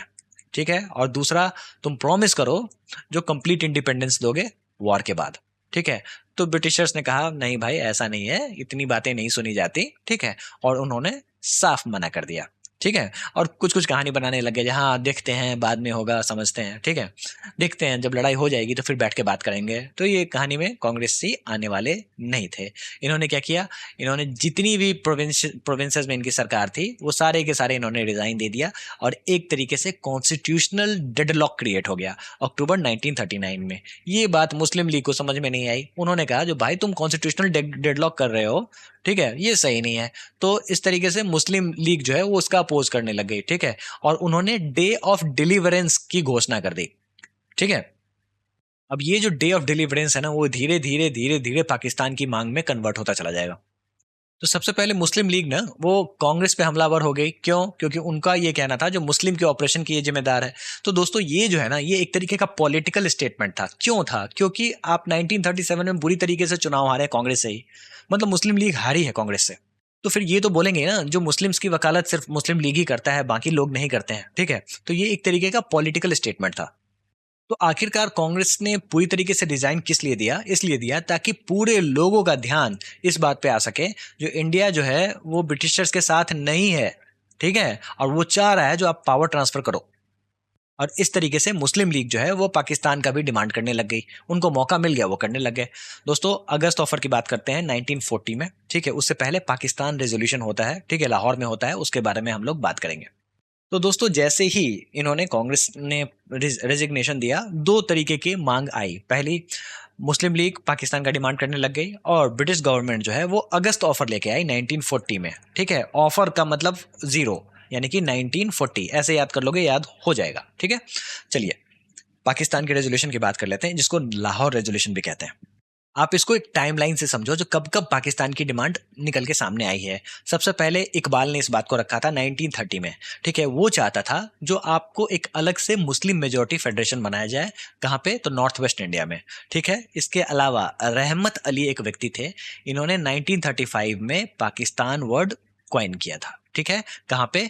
तो कैम्ब्रिज में, इंस्पायरिंग यंग मुस्लिम्स। ठीक है, अब जिन्ना को ये बात समझ में आई, इन्होंने क्या किया, इन्होंने बोला जो भाई देखो ऐसा है, जो इकबाल का विजन है और रहमत अली का आइडिया है, ठीक है, और मुसलमानों में एक तरीके से डर दिखा के एक तरीके से इन्होंने एक पॉलिटिकल प्रोग्राम बना लिया। 1940 में लाहौर सेशन में इन्होंने पाकिस्तान रेजोल्यूशन की मांग रखी। जैसे हम लोगों ने 1929 में पूर्ण स्वराज की मांग रखी थी, इन्होंने 1940 में पाकिस्तान रेजोल्यूशन की बात रखी। और उनका ये कहना था जो मुस्लिम मेजॉरिटी रीजन में इंडिपेंडेंट स्टेट पाकिस्तान के नाम से सामने आए। इन्होंने फेडरल स्कीम को पूरी तरीके से ठुकरा दिया था। ठीक है, देखो एक तो ये चुनाव लड़ रहे हैं, गवर्नमेंट ऑफ इंडिया एक्ट 1935 के बाद जो चुनाव हुआ, उन्होंने चुनाव में पार्टिसिपेट भी किया, बुरी तरीके से हारे, और अब इसको ठुकरा रहे हैं। ठीक है, अब इनका ये कहना है जो भाई कोई फेडरल स्कीम नहीं होगा, हमें नेशन चाहिए अलग से, तुम एक इंडिया बनाओ और एक पाकिस्तान बनाओ। तो यहीं से टू नेशन थ्योरी की शुरुआत हो जाती है। ठीक है, तो दोस्तों अब थोड़ा सा अगस्त ऑफर के बारे में समझते हैं। तो ये व्यक्ति हैं जिनका नाम है लॉर्ड लिनलिथगो, और ये कहते हैं भाई लेट इट गो, भाई लेट इट गो। क्यों बोल रहे हैं लेट इट गो? ऐसी कौन सी बात इन्होंने कर दी जो ये कह रहे हैं जो भाई भूल जाओ उस बात को? तो ये इन्होंने कह दिया था जो भाई इंडिया ने पार्टिसिपेट कर लिया है वर्ल्ड वॉर में। ठीक है, इस पे कांग्रेस गुस्सा हो गए थे। ठीक है, जो भाई तुमने ऐसे कह कैसे दिया? ठीक है, उसके बाद पूरी की पूरी सरकार गिरा दी जाती है। फिर ये अगस्त ऑफर लेके आते हैं। ठीक है, और इसमें क्या है ना, जो सबसे पहली बात डोमिनियन स्टेटस की बात हो रही है। तो जैसा कि मैंने आपको बताया, जो जब तक हमें पूरी आज़ादी नहीं मिल गई तब तक ये लोग डोमिनियन स्टेटस की रट लगा के रखते हैं। ठीक है, और ये डोमिनियन स्टेटस हमारा 1950 में जाके खत्म होता है, ये बात आपको समझनी होगी। तो यानी कि कहीं भी कॉम्पिटिटिव एग्जाम्स में आपको ये स्टेटमेंट दिख जाए जो कंप्लीट इंडिपेंडेंस की बात की जा रही है, तो सीधे नकार देना। क्यों? क्योंकि उससे पहले ये एक ही चीज की रट लगा रहे थे ब्रिटिशर्स, उसका नाम था डोमिनियन स्टेटस मिलेगा भाई, पूर्ण इंडिपेंडेंस नहीं मिलेगा, कंप्लीट इंडिपेंडेंस नहीं मिलेगा। तो इनका ये कहना था अगस्त ऑफर में जो भाई ऐसा है जो तुम्हें दे देंगे डोमिनियन स्टेटस। ठीक है, इसके बाद देखो ऐसा है जो वॉर हो जाने दो, इसी समय में वॉर एडवाइजरी काउंसिल बना दिया जाएगा विद इंडियन मेंबर्स। ठीक है, और उसके बाद वॉर जैसे ही खत्म होता है एक कॉन्स्टिट्यूंट असेंबली बना लेना। किस लिए? तो संविधान अपना उसी हिसाब से तुम लोग बना लेना। तो एक असेंबली बना लेना जिसमें सभी लोग बैठ के संविधान कैसा बनेगा उसकी बात करेंगे, जिसको हम लोग कॉन्स्टिट्यूंट असेंबली कहते हैं। ठीक है, हिंदी में बोला जाए तो संविधान सभा। ठीक है, और एक चेंज इन्होंने कर दिया बहुत इंपॉर्टेंट, ये जो कॉन्स्टिट्यूशन में किसी प्रकार का बदलाव नहीं होगा विदाउट माइनॉरिटी कंसेंट, यानी कि इन्होंने माइनॉरिटी को एक तरीके से कंसेंट दे दिया। अब ये बात मुस्लिम लीग को पसंद में आ गई। तो कॉम्पिटिटिव एग्जाम्स में अगर आपसे ये पूछ दें जो क्या मुस्लिम लीग ने अगस्त ऑफर को एक्सेप्ट किया था, इनिशियली यस, हाँ इन्होंने किया था, बाद में फिर से ये पाकिस्तान का डिमांड करने लग गए और बाद में इन्होंने ठुकरा दिया। तो देखो मुस्लिम लीग की हरकत ही इस तरीके से थी, जो एक तो 1935 के तहत 1937 में चुनाव हुआ, उसमें बुरी तरीके से हारे, फिर बाद में ये टू नेशन थ्योरी लेकर आ गए। वो बोल रहे हैं जो भाई 1935 का जो फेडरेशन है, फेडरल स्ट्रक्चर है, उसे हम नहीं मानेंगे। ठीक है, यहाँ पे अगस्त ऑफर को इन्होंने एक्सेप्ट किया था, यानी कि डोमिनियन स्टेटस को, इन सभी चीजों को इन्होंने एक्सेप्ट किया था। फिर बाद में बोले नहीं पाकिस्तान डिमांड। क्यों? इसलिए क्योंकि कांग्रेस ने इसको रिजेक्ट कर दिया था अगस्त ऑफर को। तो इन्होंने देखा कांग्रेस ने रिजेक्ट किया, हम भी कर देंगे। कांग्रेस ने किस बात को लेकर रिजेक्ट किया? तो जैसा कि अब आपको देखने को मिलेगा कंप्लीट इंडिपेंडेंस। तो यहाँ पे जो भी लड़ाई होगी ना, यहाँ पे ब्रिटिशर्स कहेंगे भाई तुम्हें हम देंगे डोमिनियन स्टेटस, कांग्रेस कहेगा हमें चाहिए कंप्लीट इंडिपेंडेंस। इसी बात पे पूरी की पूरी कहानी आगे खींचती चली जाएगी। ठीक है, तो दोस्तों बाद में मुस्लिम लीग ने इस चीज को ठुकरा दिया था पाकिस्तान की डिमांड को लेके, लेकिन initially welcomed the emphasis on minority safeguard. अब दोस्तों आप खुद समझो, आपका पूरा देश चल रहा है, उसमें एक माइनॉरिटी कम्युनिटी है, अब उसके बगैर संविधान में कोई भी चेंजेस नहीं होगा, इतना बड़ा प्रोविजन डाल दिया गया। समझ रहे हो? तो ये बात अगस्त ऑफर जो है यहीं पे खत्म हो जाती है, ये बात नहीं मानी जाती है। दोस्तों जैसे ही ये खत्म होता है ना, तो फिर इन्होंने क्या किया, देखो इससे पहले सिविल डिसोबीडियंस मूवमेंट चल रहा था, लेकिन अब इन्होंने इंडिविजुअल सत्याग्रह स्टार्ट कर दिया था। ठीक है, किस लिए? तो अगस्त ऑफर खत्म हुआ और इंडिविजुअल ये सत्याग्रह स्टार्ट हो गया। ये क्या था? तो ये एक तरीके से सिंबॉलिक प्रोटेस्ट था। ठीक है, किस लिए? तो ये एक तरीके से एंटी वॉर सेंटिमेंट को दिखाएगा। कहने का मतलब मैं सत्याग्रही हूं और मैं एंटी वॉर सेंटिमेंट को होल्ड करता हूं। ठीक है, गांधी जी का मानना था जो हर व्यक्ति जो है ना वो अपने आप में सत्याग्रही है। अगर हम लोग यहाँ पे ग्रुप बना के प्रोटेस्ट करेंगे तो इसे कुचल दिया जाएगा। क्यों? क्योंकि उस समय में ब्रिटेन जो था, यूके जो था, ब्रिटिशर्स जो थे, वो वॉर में इंगेज थे। तो वो उनके पास इतना कानून तो जरूर था जो इस चीज़ों को सप्रेस कर दिया जाए। लेकिन अगर मैं इंडिविजुअल सत्याग्रह करूं तो ये चीज़ें फिट बैठती हैं। तो सभी व्यक्ति जो हैं वो पीसफुल सिविल डिसोबीडियंस मूवमेंट कर रहे थे, ठीक है। और महात्मा गांधी ने कुछ लोगों को चुना था इसके लिए। विनोबा भावे जो है ना, वो पहले सत्याग्रही थे और इन्होंने पवनार पवनार में इनका आश्रम था विनोबा भावे का, वहां से इन्होंने सत्याग्रह एज एन इंडिविजुअल सत्याग्रह प्रारंभ किया था। तो कॉम्पिटेटिव एग्जाम्स में पूछते हैं, ये चीज पता होना चाहिए। पूछेंगे अगर पहले सत्याग्रही कौन थे तो वो विनोबा भावे थे, ठीक है। और इनका आश्रम कहाँ पे था? तो महाराष्ट्र के पवनार में था। दूसरे सत्याग्रही कौन थे? तो जवाहरलाल नेहरू थे। कभी कभी कॉम्पिटेटिव एग्जाम्स में तीसरे सत्याग्रही के बारे में ही पूछ दिया जाता है, तो वो थे ब्रह्मदत्त। इतना अगर आपने याद कर लिया काफी है। इंडिविजुअल सत्याग्रह 1940 में, क्यों? क्योंकि अगस्त ऑफर जो था वो भी 1940 में आया था। इन्होंने ठुकराया और इंडिविजुअल सत्याग्रह स्टार्ट कर दिया, ठीक है। और ये सारे के सारे सत्याग्रही थे जिनके बारे में मैंने आपको बताया, ठीक है। तो इसमें क्या होता है, जो सब लोग इंडिविजुअल सत्याग्रह कर रहे हैं इसमें भी 25,000 अरेस्ट होता है, ठीक है। देखो वैसे तो ये मूवमेंट बहुत ही छोटे स्तर पे था, लेकिन ये क्लियर मैसेज दे रहा था जो भारतीय जो है ना, वो आपको ब्रिटिश वॉर एफर्ट्स के खिलाफ है, उसको सपोर्ट नहीं कर रहे हैं। 1942 में स्टैफर्ड क्रिप्स नाम का एक व्यक्ति जो है, वो चर्चिल, जो कि ब्रिटिश पीएम था उस समय में, उसके द्वारा भेजा जाता है। इन्होंने गांधी जी से मुलाकात की और उन्होंने बोला जो देखो ऐसा है, जो लड़ाई के बाद तुमको डोमिनियन स्टेटस दे दिया जाएगा, इसके अलावा आप एक संविधान सभा बना लेना, ठीक है। और एक बड़ा ही कंट्रोवर्शियल प्रोविजन इन्होंने डाल दिया, जो देखो ऐसा है ना, जो भी प्रोविंसेस आपके साथ नहीं आना चाहते हैं तो वो नहीं आएंगे, क्या दिक्कत है? ये बात इनको समझ में नहीं आई, ठीक है। किसको? तो गांधी जी ने कहा जो भाई ऐसा है, जो तुम खुद वॉर में चल रहे हो, वर्ल्ड वॉर में, तुम जीतोगे या हारोगे किसी को कुछ पता नहीं है, और तुम हमें ये सारी डोमिनियन स्टेटस देने चले हो, ठीक है। तो ये बात समझ में इनको नहीं आई, तो इन्होंने कह दिया don't give me a post dated check you crashing bank. कहने का मतलब ये जो क्रिप्स मिशन था उसको इन्होंने as a post dated cheque बताया, जो कि एक तरीके से क्रैशिंग बैंक के पास हो, ठीक है। मतलब जो बैंक वर्ल्ड वॉर में खुद डूब रहा है वो आपको पोस्ट डेटेड चेक दे रहा है, कहने का मतलब वॉर के बाद ये सारी चीजें आपको दे दी जाएंगी। गांधी जी ने इस बात का विरोध किया था। सबसे कंट्रोवर्शियल प्रोविजन ये था जो प्रोविंसेस कुड ऑप्ट आउट, ठीक है। और आप इसको कैसे याद करोगे? तो देखो क्रिप्स मिशन है ना, तो यानी कि आपको पूरा का पूरा इंडिया जो है, अगर उसमें प्रोविंसेस ऑप्ट आउट होने लगे तो ये एक तरीके से क्रिस्पी हो जाएगा। क्रिस्प को मतलब टुकड़े टुकड़े में बढ़ जाएगा, क्रिस्पी हो जाएगा, ठीक है। ये बात इनको पसंद में नहीं आई, ठीक है। Congress oppose the partition clause, ये जो पार्टीशन क्लॉज था इसको पूरी तरीके से अपोज किया गया कांग्रेस के द्वारा, ठीक है। और फिर से इमीडिएट इंडिपेंडेंस की मांग की गई। गांधी जी ने इसको पोस्ट डेटेड चेक बताया था, जैसा कि हम लोगों ने देखा। मुस्लिम लीग जो था उसने भी बोला जो भाई ऐसा है, जो हमें पाकिस्तान बना के दो, ठीक है। जब से ये चुनाव हारे हैं तब से ये पाकिस्तान पाकिस्तान करने में लग गए हैं, ठीक है। लेकिन स्टैफर्ड क्रिप्स ने कहा जो भाई ऐसा है, ये बात तो हो नहीं सकती। मार्च 1942 में ये स्टैफर्ड क्रिप्स मिशन हुआ था और इन्होंने अगस्त में लॉन्च कर दिया क्विट इंडिया मूवमेंट। दोस्तों क्विट इंडिया मूवमेंट की बात कर लेते हैं, बहुत इंपॉर्टेंट है, बहुत बार सवाल पूछा जाता है। कब हुआ था? तो 1942 में, ये याद रख लेना। कब से? तो अगस्त 1942 में। 8 अगस्त 1942 को कांग्रेस ने एक रेजोल्यूशन पास किया था जिसका नाम था क्विट इंडिया रेजोल्यूशन। कहाँ पे? तो बॉम्बे में, वहां पे एक जगह है ग्वालिया टैंक, वहां से इन्होंने ये रेजोल्यूशन पास किया था। यहाँ पे गांधी जी जो है वो थोड़ा सा फियर्स दिख रहे हैं और इन्होंने बताया डू और डाई, करो या मरो, ठीक है। यानी कि गांधी जी जो है अब यहाँ पे थोड़ा सा फॉर्म में नजर आ रहे हैं, जो अब जो होगा देखा जाएगा, ठीक है, कूद जाओ मैदान में। तो फिर ब्रिटिशर्स ने भी ये सोचा जो चलो ठीक है, ऑपरेशन जीरो आवर लॉन्च करो और जितने भी इंपॉर्टेंट लीडर्स हैं सबको गिरफ्तार करो, गांधी, नेहरू, पटेल, सबको गिरफ्तार करो, ठीक है। और इस तरीके से ये मूवमेंट जो था वो लीडरलेस हो गया, ठीक है, और स्पॉन्टेनियस हो गया, जिसमें जेपी लोहिया, अरुणा आसफ अली, उषा मेहता, इन लोगों ने कमान संभाली। क्यों? क्योंकि जो टॉप लीडरशिप जो था वो गिरफ्तार हो चुका था, ठीक है।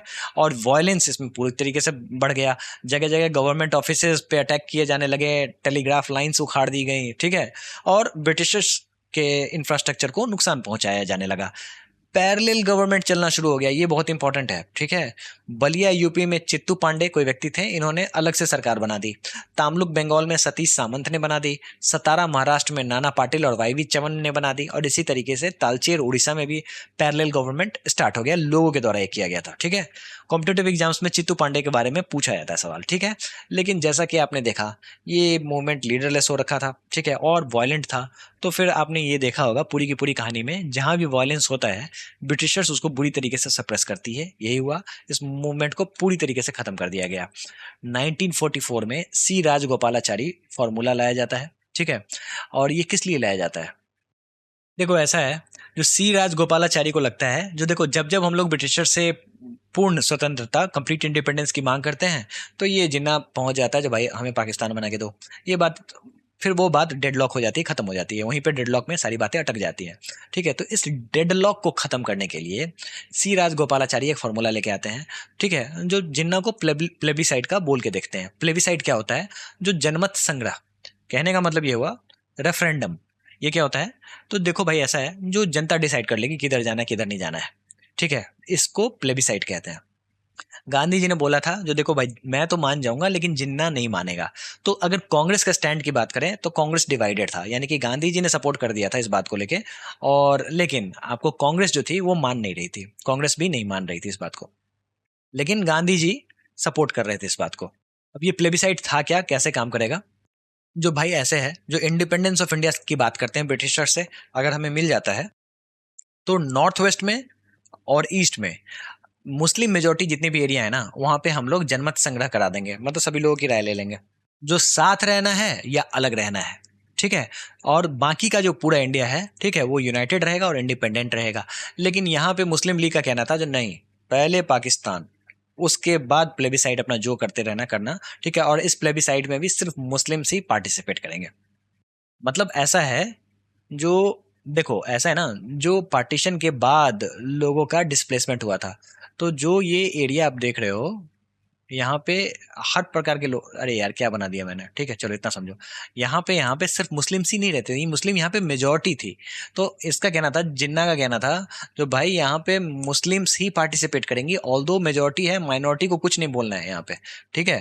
तो माइनॉरिटी नहीं बोलेगा, मेजोरिटी बोलेगा, और पहले पाकिस्तान, ठीक है। बात यहीं पे खत्म हो जाती है, क्योंकि जिन्ना जो है उसने मामले को अटका दिया था। और इसके अलावा सी गोपालाचारी ने ये बोला था, जो देखो ऐसा है, जो ऑल्दो ये यहाँ पे अगर रेफरेंडम और जो प्लेबिसाइड से कुछ भी सामने आता है वो अलग बात है, लेकिन आपको डिफेंस, कम्युनिकेशन और कॉमर्स के लिए जॉइंट अरेंजमेंट रहेगा, ठीक है, इंडिया और पाकिस्तान के बीच में।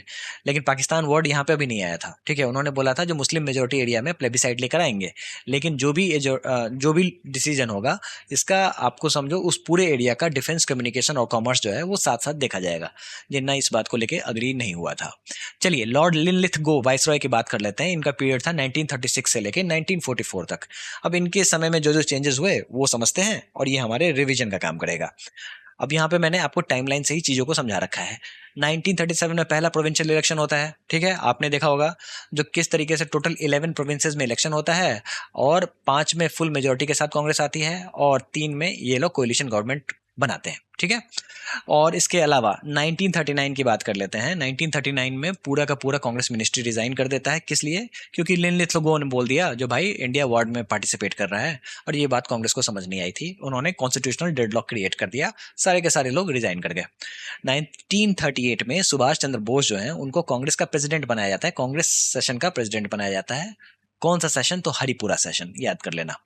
1939 में बोस रिजाइन दे देते हैं, ठीक है, क्योंकि उनको गांधी जी के साथ थोड़ी सी आइडियोलॉजिकल मतभेद हो जाता है। वैसे दुश्मन नहीं थे गांधी जी, लेकिन आइडियोलॉजिकल ड्रिफ्ट क्रिएट हो जाता है, इसके कारण बोस को रिजाइन देना पड़ता है।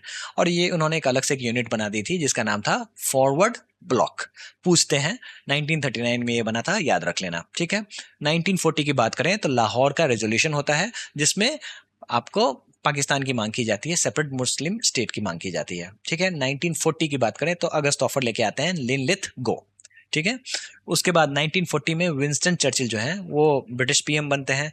1941 में सुभाष चंद्र बोस इंडिया से उनका स्केप हो जाता है, मतलब वहां से भाग जाते हैं, ठीक है।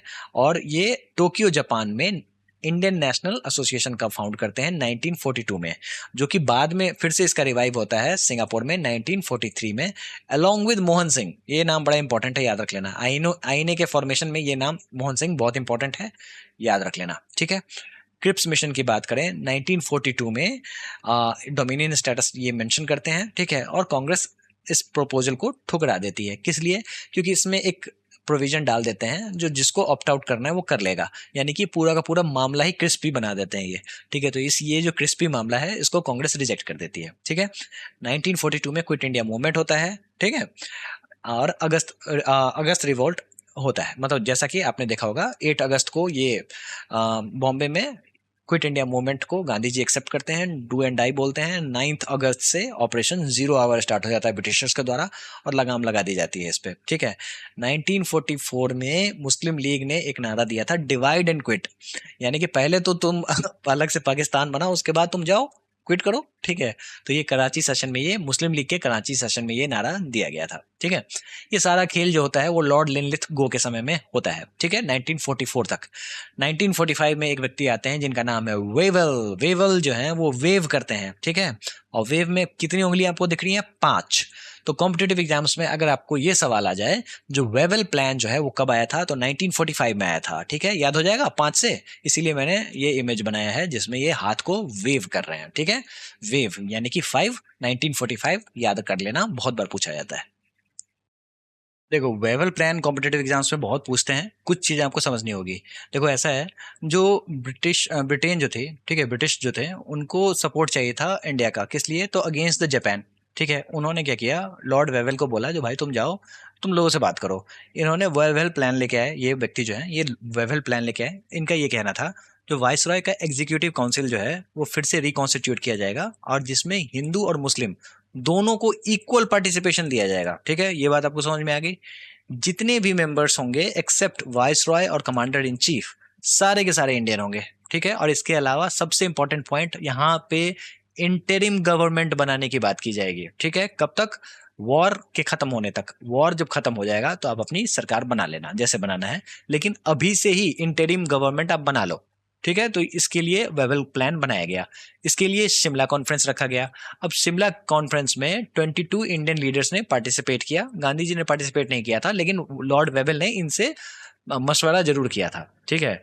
अब ऐसा है, जो कांग्रेस के जो लीडर्स जिनको जेल में डाल दिया गया था, ठीक है, उनको भी बाहर निकाल दिया गया। क्यों? क्योंकि आओ तुम पार्टिसिपेट करो, तुम अपनी सरकार खुद बना लो, ठीक है।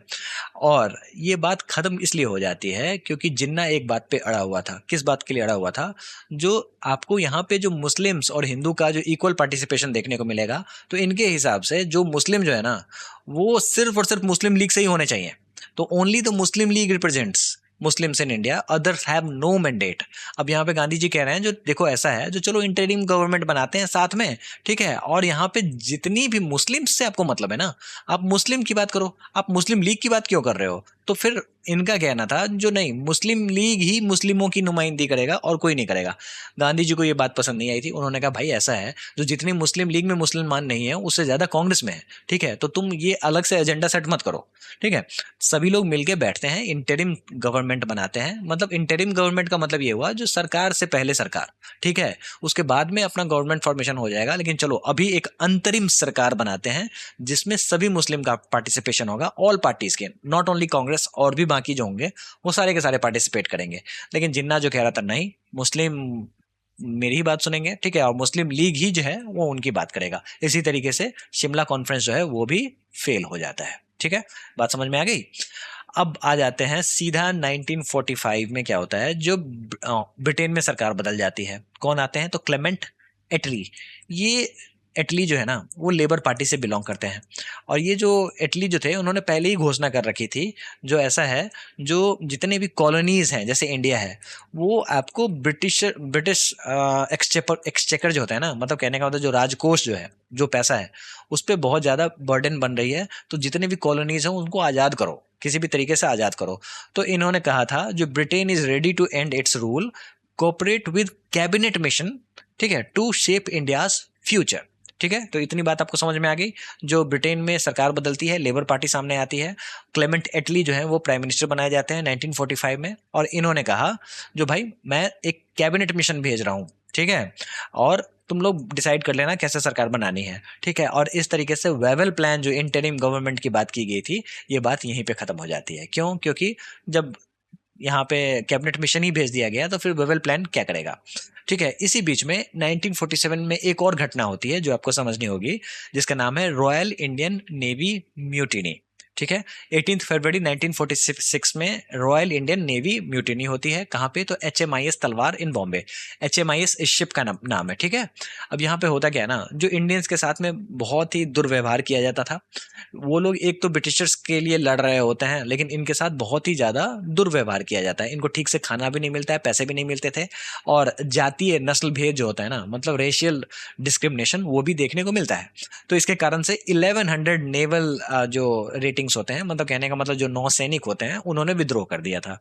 बटुकेश्वर दत्त जो थे, BC दत्त जो थे, ठीक है, उन्होंने जाके क्विट इंडिया जाके लिख के आ गए थे ये इस पे जहाज पे बड़े बड़े अक्षरों में, ठीक है। और इसके लिए उनको गिरफ्तार भी होना पड़ा था, और इसके कारण से ये एक तरीके से एक अनरेस्ट हुआ था, ठीक है। और इसमें कांग्रेस और मुस्लिम लीग जो है वो दोनों पार्टिसिपेट नहीं करती है। पार्टिसिपेट का मतलब ये हुआ जो सपोर्ट नहीं करती है। ये जो मतलब अनरेस्ट हुआ था, जो म्यूटिनीज जो थे, उनको कोई सपोर्ट नहीं करता है, neither Congress not Muslim league. तो दोस्तों ये आपने समझ लिया 1946 में रॉयल इंडियन नेवी म्यूटिनी होता है, ये आपको समझना होगा, बस इतना ही समझना है, ज़्यादा नहीं। कैबिनेट मिशन प्लान की बात कर लेते हैं, जो कि क्लेमेंट एटली ने भेजा था। कब भेजा था? तो मार्च 1946 में। कौन लोग थे? सबसे ज़्यादा ये सवाल पूछते हैं, जो कैबिनेट मिशन प्लान में कौन कौन लोग थे। तो देखो भाई, ऐसा है, जो ये आपको वेवेल थे, वो उस समय में वाइस रॉय थे, वाइस रॉय थे, ठीक है।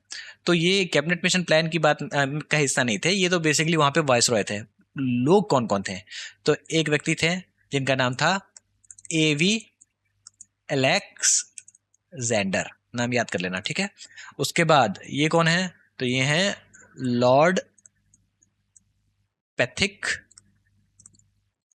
लॉरेंस, पूछते हैं नाम, ठीक है। और तीसरे ये जो बंदे हैं, ये इससे पहले भी आ चुके थे 1942 में, इनका नाम है सर स्टैफर्ड क्रिप्स, ठीक है। जो क्रिप्स मिशन लेके आए थे वो भी साथ में आ जाते हैं, ठीक है। अब यहाँ पे क्या हो रहा है, कैबिनेट मिशन प्लान, उसको समझते हैं। पैथिक लॉरेंस, स्टैफर्ड क्रिप्स और AV एलेक्जेंडर। बात यहाँ पे हो रही है जो किस तरीके से कॉन्स्टिट्यूशनल फ्रेमवर्क बनाया जाए ताकि इंडिया को फुल इंडिपेंडेंस दिया जाएगा, ठीक है। क्यों? क्योंकि यहाँ पे सरकार गिर चुकी है। अब ये चाह रहे हैं, क्लेमेंट एटली चाह रहे हैं जो भाई अब दो, पूरी आज़ादी दो। तो यानी कि 1945 के बाद ही पूरी आज़ादी की मांग हो रही है, उससे पहले नहीं हो रही है, ठीक है। इतना क्लियर है, ठीक है। अब ऐसा है, जो कांग्रेस और मुस्लिम लीग के बीच में कंसेंसस बनाना है। अब ये जो कैबिनेट मिशन प्लान जो है वो पाकिस्तान के डिमांड को पूरी तरीके से ठुकरा देता है। कॉम्पिटिटिव एग्जाम्स में अगर आपको ये पूछ दें जो इसमें से कैबिनेट मिशन प्लान के क्या क्या प्रोविजंस थे, ठीक है, तो यहाँ पे फुल इंडिपेंडेंस अगर मेंशन किया जाए तो ये बात सही होगी, और टू नेशन थ्योरी की बात बिल्कुल गलत होगी, पाकिस्तान की डिमांड बिल्कुल गलत होगी, ठीक है, क्योंकि इन्होंने पाकिस्तान की डिमांड को ठुकरा दिया था। वो लॉर्ड माउंटबेटन ही थे जो कि जिन्होंने 1947 में पाकिस्तान को एक्सेप्ट किया था, जो भाई इसके बगैर नहीं यहाँ से जा सकते हैं, ठीक है। मतलब इसके बगैर आपका इंडिपेंडेंस होना नामुमकिन है, ठीक है, मतलब आपको देना ही पड़ेगा पाकिस्तान। ये बाद में हुआ था। कैबिनेट मिशन प्लान में पाकिस्तान की डिमांड को ठुकरा दिया गया था। यहाँ पे फेडरल स्ट्रक्चर की बात की गई थी, जिसमें सेंट्रल गवर्नमेंट जो है उसको कम पावर होगा और प्रोविंसेस जो होंगे उनको ज्यादा पावर होगा, यानी कि फेडरल स्ट्रक्चर होगा। यूनियन ऑफ इंडिया बनाया जाएगा जिसमें ब्रिटिश प्रोविंसेस होंगे और प्रिंसली स्टेट्स होंगे, ठीक है। और ये जो सेंटर होगा वो डिफेंस, फॉरेन अफेयर्स और कम्युनिकेशन को कंट्रोल करेगा। बाकी के जितने भी पावर्स होंगे वो प्रोविंसेस के पास होंगे, ठीक है। इतना क्लियर हो गया। चलिए, अब यहाँ पे ग्रुपिंग की बात हो रही है, जो यहाँ पे 3 तरीके से ग्रुपिंग की जाएगी। ग्रुप ए क्या था? तो ये जो रेड में जितने भी आपको एरिया दिख रहे हैं ना, वो बेसिकली हिंदू मेजोरिटी वाले प्रोविंस थे, जिसमें मद्रास, बॉम्बे, यूपी, बिहार, ठीक है। ग्रुप बी की बात करें तो नॉर्थ वेस्ट प्रोविंसेस जो है, north waste frontier provinces, Sindh और पंजाब, वहां पे ग्रुप बी यानी कि Muslim majority north west provinces, ठीक है। ग्रुप सी आप इधर आ जाओ, बंगाल और आसाम वाला जो एरिया है ना, यहाँ पे जो मुस्लिम मेजोरिटी है उसकी बात हो रही है। तो 3 तरीके से ग्रुपिंग कर दी जाएगी, ठीक है। और ये 3 जो होंगे ना, वो आप अपने हिसाब से कॉन्स्टिट्यूशन बना लेंगे।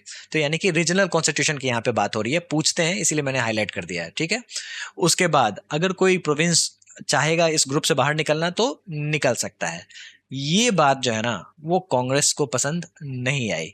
तो उन्होंने basically CBM cabinet mission plan को एक्सेप्ट तो कर लिया था, ठीक है। सीएमबी नहीं, cabinet mission plan, CMP, cabinet mission plan को एक्सेप्ट तो कर लिया था, लेकिन ये जो कंपलसरी ग्रुपिंग जो है ना, उसको उन्होंने नकार दिया, ठीक है। मुस्लिम लीग ने भी इनिशियली इसको एक्सेप्ट किया, लेकिन जैसे ही इन्होंने देखा जो कांग्रेस नकार रही है, तो इन्होंने भी नकार दिया। अब जिस तरीके से क्विट इंडिया मूवमेंट हुआ था, जब गांधी जी गुस्सा हो गए थे, तो बहुत हुआ, चलो भाई क्विट इंडिया मूवमेंट किया जाए। इसी तरीके से जिन्ना ने क्या किया, डायरेक्ट एक्शन डे का घोषणा कर दिया, ठीक है। और इससे क्या हुआ, जो बहुत बड़ा कम्युनल वायलेंस हुआ, जिसको ग्रेट कैलकाटा किलिंग्स भी कहते हैं, ठीक है। एक व्यक्ति के चक्कर में कितने लोग मारे गए, बस वो देखो, ठीक है। कब होता है, तो ये 16 अगस्त 1946 को ये होता है, जिसको डायरेक्ट एक्शन डे भी कहा जाता है। और किस लिए होता है, तो बस इनको एक बात दिखानी थी, जो मुस्लिम लीग किसी भी हद तक जा सकता है पाकिस्तान बनाने के लिए। और इसी बीच में इतना बड़ा सांप्रदायिक दंगा होता है, बहुत सारे लोग मारे जाते हैं, जैसा कि आप यहाँ पे देख सकते हो, आदमी आधे आधे टुकड़े में बिखरे हुए हैं, दिख रहे हो। चलिए अब सवाल है, कुछ समझते हैं। Which political party formally accepted the cabinet mission plan on 6 June 1946 which had rejected the demand for a sovereign Pakistan. देखो ऐसा है, तो कैबिनेट मिशन प्लान में पाकिस्तान बनाने की बात तो बिल्कुल खत्म कर दी गई थी, ठीक है। लेकिन ये जो मुस्लिम लीग है ना, उसने इसको एक्सेप्ट किया था इनिशियली, ठीक है, फॉर्मली एक्सेप्ट किया था, जो भाई चलो ठीक है, मुझे कैबिनेट मिशन प्लान मंजूर है, ठीक है। तो ये आपको समझना होगा। तो कहानी समझो क्या है, 16 मई को कैबिनेट मिशन प्लान अनाउंस किया जाता है, ठीक है। और 6 जून को मुस्लिम लीग इसको एक्सेप्ट कर लेती है, जहां भाई चलो भाई जो भी कंपलसरी ग्रुपिंग है हमें ये समझ में आ रहा है। 10 जुलाई को, ठीक है, कांग्रेस जो है वो भी एक्सेप्ट करती है इस बात को, ठीक है, लेकिन कुछ उसका कंपलसरी ग्रुपिंग पे सवाल उठा देती है, ठीक है। और 29 जुलाई को मुस्लिम लीग जो है वो सीधे विड्रॉ कर लेती है इस कैबिनेट मिशन प्लान से, और डायरेक्ट एक्शन की घोषणा कर देती है, और जो ग्रेट कलकत्ता किलिंग्स के नाम से जाना जाता है। चलिए एक और सवाल है, वो देखते हैं। Which of the following statements about the cabinet mission 1946 are correct? It was sent in India in 1946 to negotiate the transfer of power with the Indian leaders। बिल्कुल सही बात है। ब्रिटेन में सरकार बदली थी, वो चाहते थे जो भारत को आजाद कर दिया जाए, और इसीलिए कैबिनेट मिशन प्लान बनाया गया था। It proposed a two-tiered federal plan while conceding the largest measure of regional autonomy। बिल्कुल सही बात है। ये चाह रहे थे जो एक वीक सेंट्रल स्ट्रक्चर और फेडरल स्ट्रक्चर बनाया जाए, जहाँ पे प्रोविंसेस को ज़्यादा पावर दिया जाए, ठीक है। और सिर्फ कम्युनिकेशन वगैरह जो है, डिफेंस वगैरह जो है, वो सिर्फ सेंटर देखे, बाकी की चीज़ों का पावर स्टेट गवर्नमेंट को दे दिया जाए।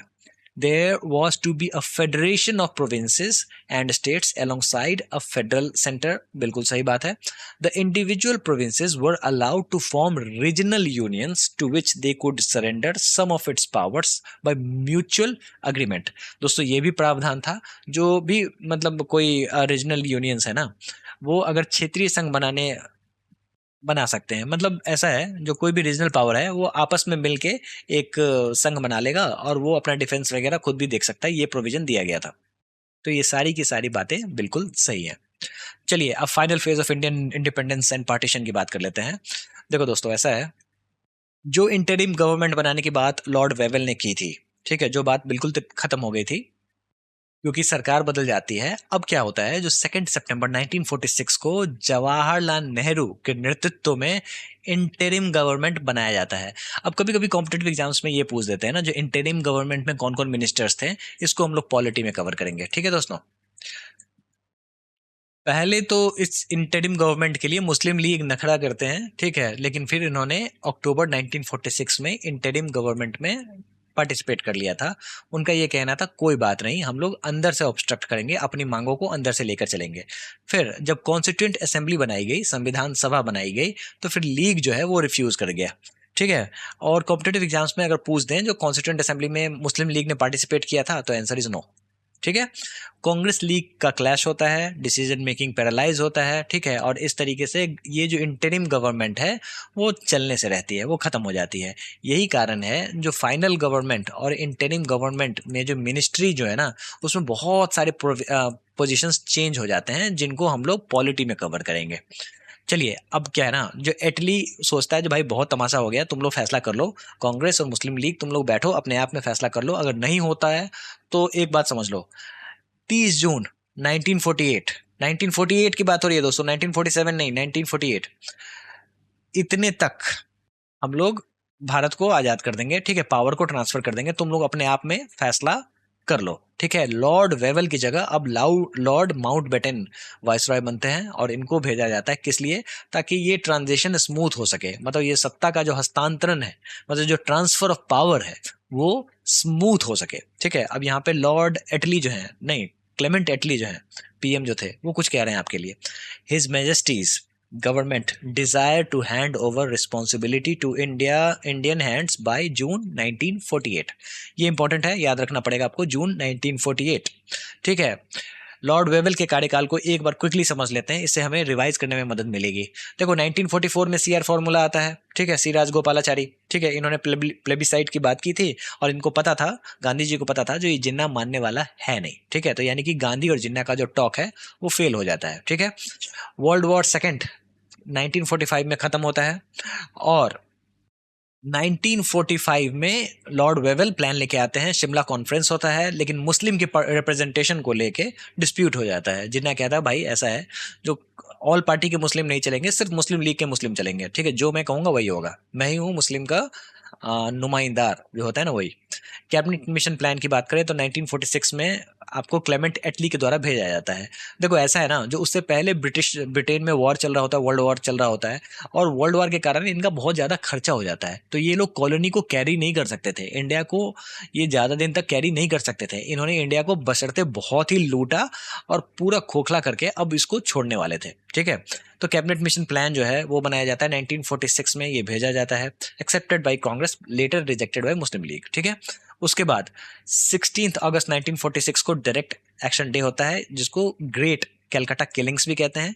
1946 में कांग्रेस जो है वो इंटरिम गवर्नमेंट बनाती है, जो अभी हम लोगों ने पढ़ा, ठीक है। मुस्लिम लीग ज्वाइन करती है, बाद में रिफ्यूज कर लेती है आपको कॉन्स्टिट्यूएंट असेंबली, संविधान सभा में पार्टिसिपेट करने के लिए, ठीक है।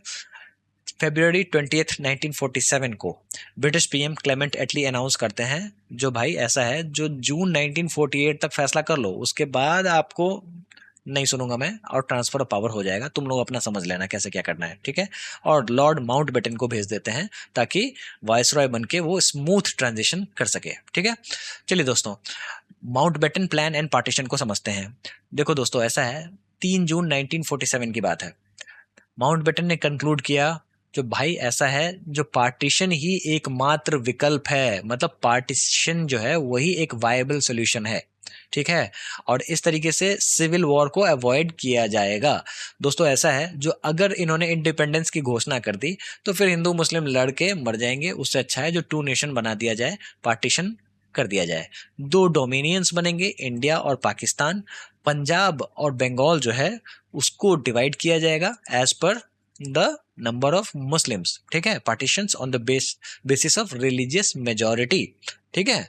उसके बाद रेफरेंडम रखा जाएगा नॉर्थ वेस्ट फ्रंटियर प्रोविंस में और सिलहट में, ताकि वो डिसाइड करे जो किधर रहना है, ठीक है। Transfer of power advanced to 15 August 1947।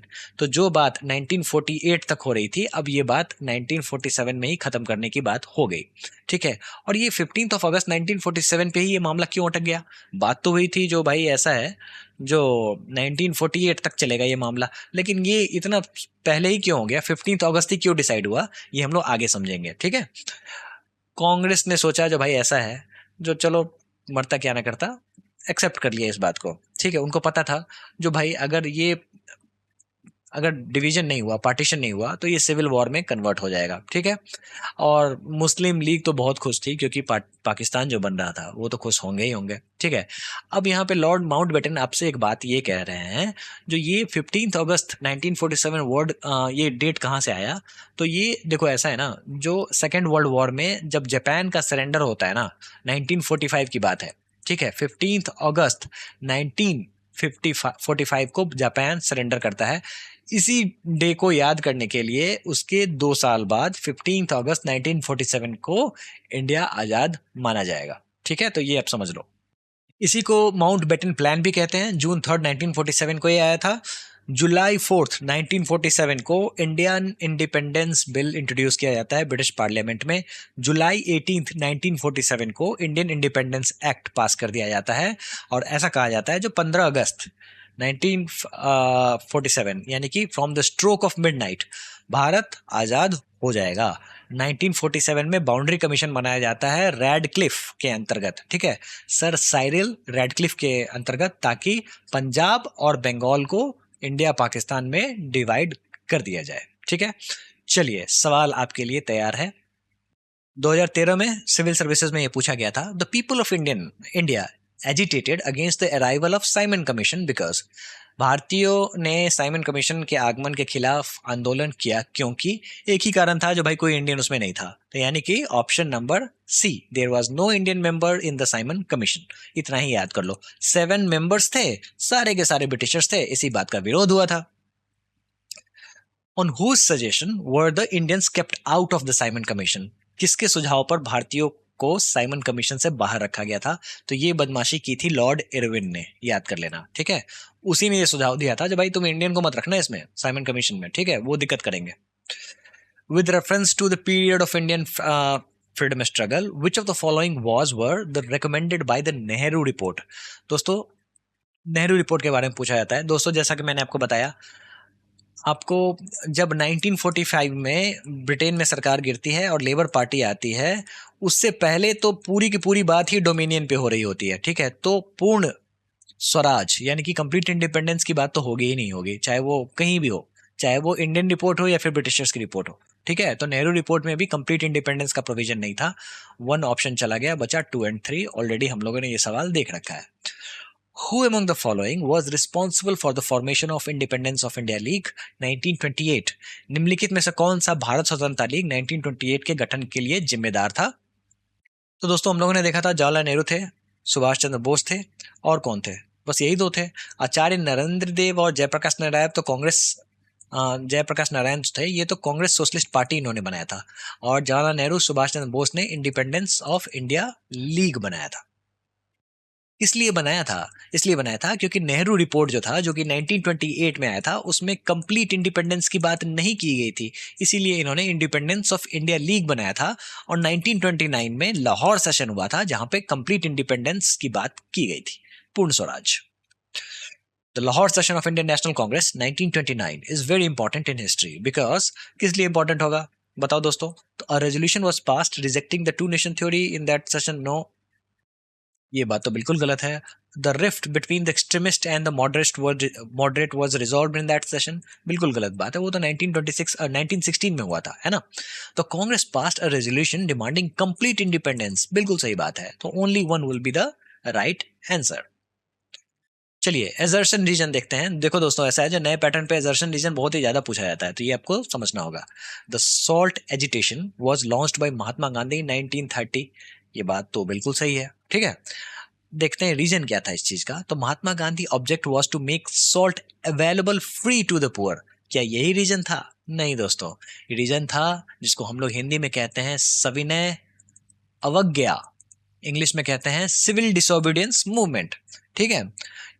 तो यानी कि लॉ ब्रेक करना इनका मोमेंट था। गरीबों को नमक बांटना थोड़ी ना होगा, ठीक है। तो पहला ऑप्शन इज सही, दूसरा इज गलत। तो कौन सा होना चाहिए? A is true and R is false. The main purpose of Gandhi Irwin pact was to. अब गांधी इरविन का बीच में जो समझौता हुआ था, किस लिए हुआ था? तो भाई इसलिए ताकि पार्टिसिपेशन हो सके, ठीक है, राउंड टेबल कॉन्फ्रेंस में। यही बात है। To end the civil disobedience is not the main purpose. ठीक है, to break the death strike of Gandhi ji, ये भी नहीं था, to end the tax on salt, ये भी नहीं था, ये सारे तो अलग से प्रोविजन थे, मेन पर्पस पूछा जा रहा है। तो गांधी जी को राउंड टेबल कॉन्फ्रेंस में शामिल कराने की बात हो रही थी, है ना। Who among the following drafted the resolution on fundamental rights for the Karachi session of Congress in 1931? बहुत इंपॉर्टेंट सवाल है दोस्तों।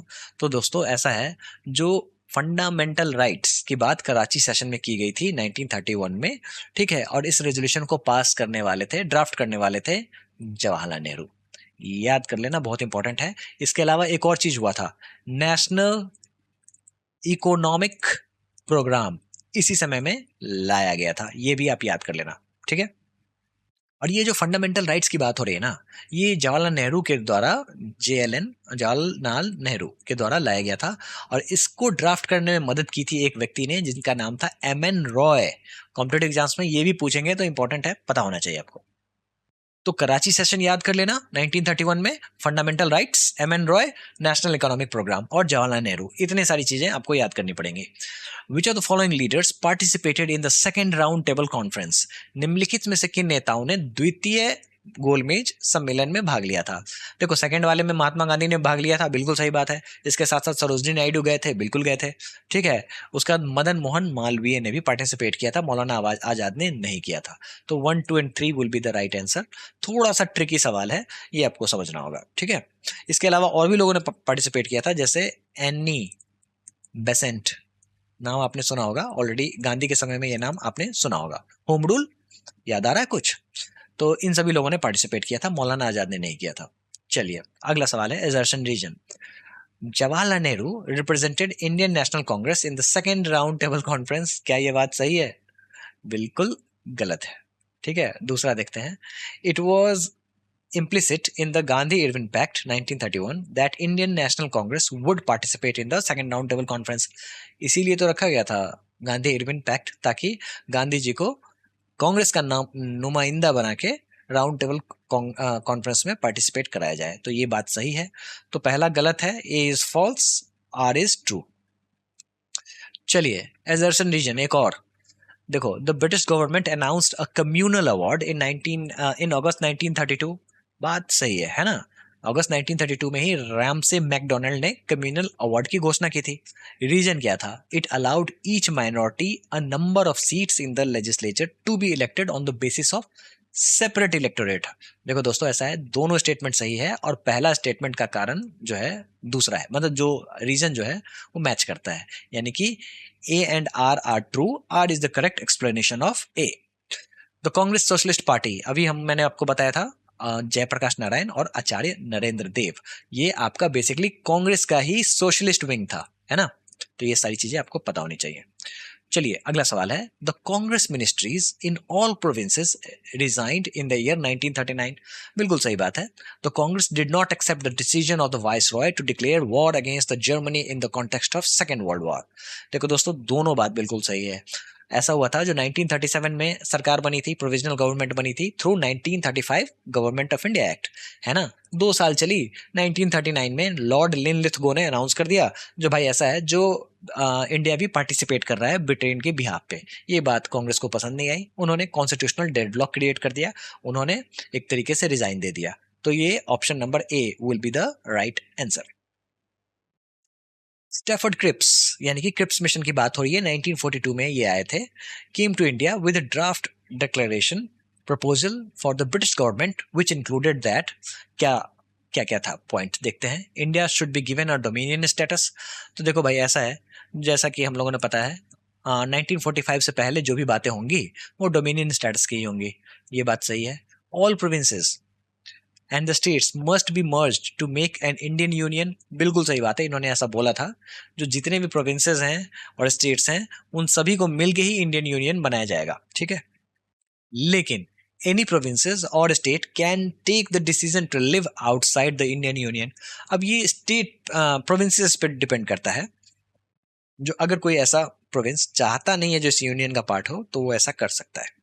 इसी को तो मैंने क्रिस्पी बताया था, यही तो सबसे कंट्रोवर्शियल पोजीशन था, है ना। ये बात भी सही है। The Indian constitution must be constituted by the people of India. बिल्कुल सही बात है, ब्रिटिशर्स नहीं होंगे, इंडिया के लोग के द्वारा ही बनाया जाएगा। सारी बातें बिल्कुल सही हैं, यही था आपका स्टैफर्ड क्रिप्स का मिशन 1942 में। चलिए, consider the following statements on the eve of launch of quit India movement. Mahatma Gandhi, अच्छा महात्मा गांधी ने क्या कहा था? Asked government servants to resign, क्या उन्होंने कहा था? नहीं, ऐसा नहीं कहा था। Asked the soldiers to leave their post, बिल्कुल नहीं कहा था। लेकिन इन्होंने प्रिंसली स्टेट्स को जरूर कहा था, जो भाई तुम आओ, हम लोगों के सॉवरेनिटी को स्वीकारो, ठीक है। Ask the princes and the princely states to accept the sovereignty of people, ठीक है। तो ये बात उन्होंने कही थी। तो 3, ऑप्शन नंबर 3 ओनली, ठीक है। Quit India movement was the reaction of, Bharat छोड़ो आंदोलन निम्न कारणों की प्रतिक्रिया थी, किस चीज का था? ओके, देखते हैं। The disappointment of Indians against the Cripps mission, बिल्कुल सही बात है, इसी के कारण एक निराशा फैली थी। The threat of Japan attack on India, बिल्कुल सही बात है। देखो ऐसा है ना, जो वर्ल्ड वॉर चल रहा था और जापान ने बर्मा पे कब्जा कर लिया था, अब वो अगला टारगेट इंडिया में घुसने वाले थे, और इसीलिए आपको इन्होंने सोचा जो इसी बीच में क्विट इंडिया मूवमेंट ला देते हैं। इससे क्या होगा, जो भाई इधर क्विट इंडिया मूवमेंट चल रहा होगा और अगर इधर से जापान ने सपोर्ट कर दिया तो काम अपना बन जाएगा, ठीक है। To provoke countrymen to adopt violent means by Gandhi's articles, ये बात बिल्कुल गलत है, ठीक है। तो ऑप्शन नंबर 3। देखो दोस्तों, ऐसा है ना, जो ऐसे सवाल अगर आपको दिख जाए तो सबसे पहले ये ढूंढो जो सबसे बकवास स्टेटमेंट कौन सा है। जैसे ही आपको वो बकवास स्टेटमेंट दिख जाए, बाकी के सारे ऑप्शन इसको इसके हिसाब से इसमें छांट दो। चलिए चौथा देख लेते हैं। Due to passing of proposal of August 1942 by AICC, बिल्कुल सही बात है, बॉम्बे में क्विट इंडिया मूवमेंट जो है इसको अडॉप्ट किया गया था, तो ये स्टेटमेंट भी बिल्कुल सही है। तो option number B 1, 2 and 4। Option number 3 जो है वो थोड़ा सा वेग है, बहुत ही बकवास ऑप्शन है, गांधी जी और वायलेंस, बिल्कुल नहीं। Which party was founded by Subhash Chandra Bose in the year 1939 after he broke away from the Congress? देखो दोस्तों, ऐसा है, जो कांग्रेस के हरिपुरा सेशन के बाद इनका मतभेद हो जाता है गांधी जी के साथ, और सुभाष चंद्र बोस ने एक अलग पार्टी बना ली थी जिसका नाम था फॉरवर्ड ब्लॉक। देखो जितने भी वॉइस रॉयज के बारे में मैंने बताया ना, तो वो टाइमलाइन से बताया है, तो आप एक बार पढ़ लेना, एग्जामिनेशन से पहले काम हो जाएगा आपका। चलिए, with reference to the cabinet mission which of the following statements are correct? Cabinet mission के संदर्भ में निम्नलिखित में से कौन सा कथन सही है? It recommended a federal government, बिल्कुल सही बात है दोस्तों, ठीक है, फेडरल गवर्नमेंट बनाने की बात चली थी। और it enlarge the powers of the Indian courts, ये बात तो नहीं थी। It provided for more Indians in the ICS, इसकी भी कोई बात नहीं थी। तो option number 1 will be the right answer, ठीक है। तो दोस्तों, ये था आपका मॉडर्न इंडिया का लास्ट लेक्चर। अब हम लोग सीधे पॉलिटी में जंप करेंगे। अब हम लोग संविधान सभा के बारे में पढ़ेंगे, यानी कि कॉन्स्टिट्यूएंट असेंबली के बारे में पढ़ेंगे, देखेंगे हमारा कॉन्स्टिट्यूशन कैसे बना, ठीक है। बहुत इंपॉर्टेंट है, कॉम्पिटेटिव एग्जाम्स में इससे सवाल पूछे जाते हैं, ठीक है। और ये जितने भी सवाल मैंने कराए हैं, और भी सवाल मैं समय समय पे कराता रहूंगा, ठीक है। आप बस रिवाइज करते रहना, and I wish you best of luck for examination. Thank you.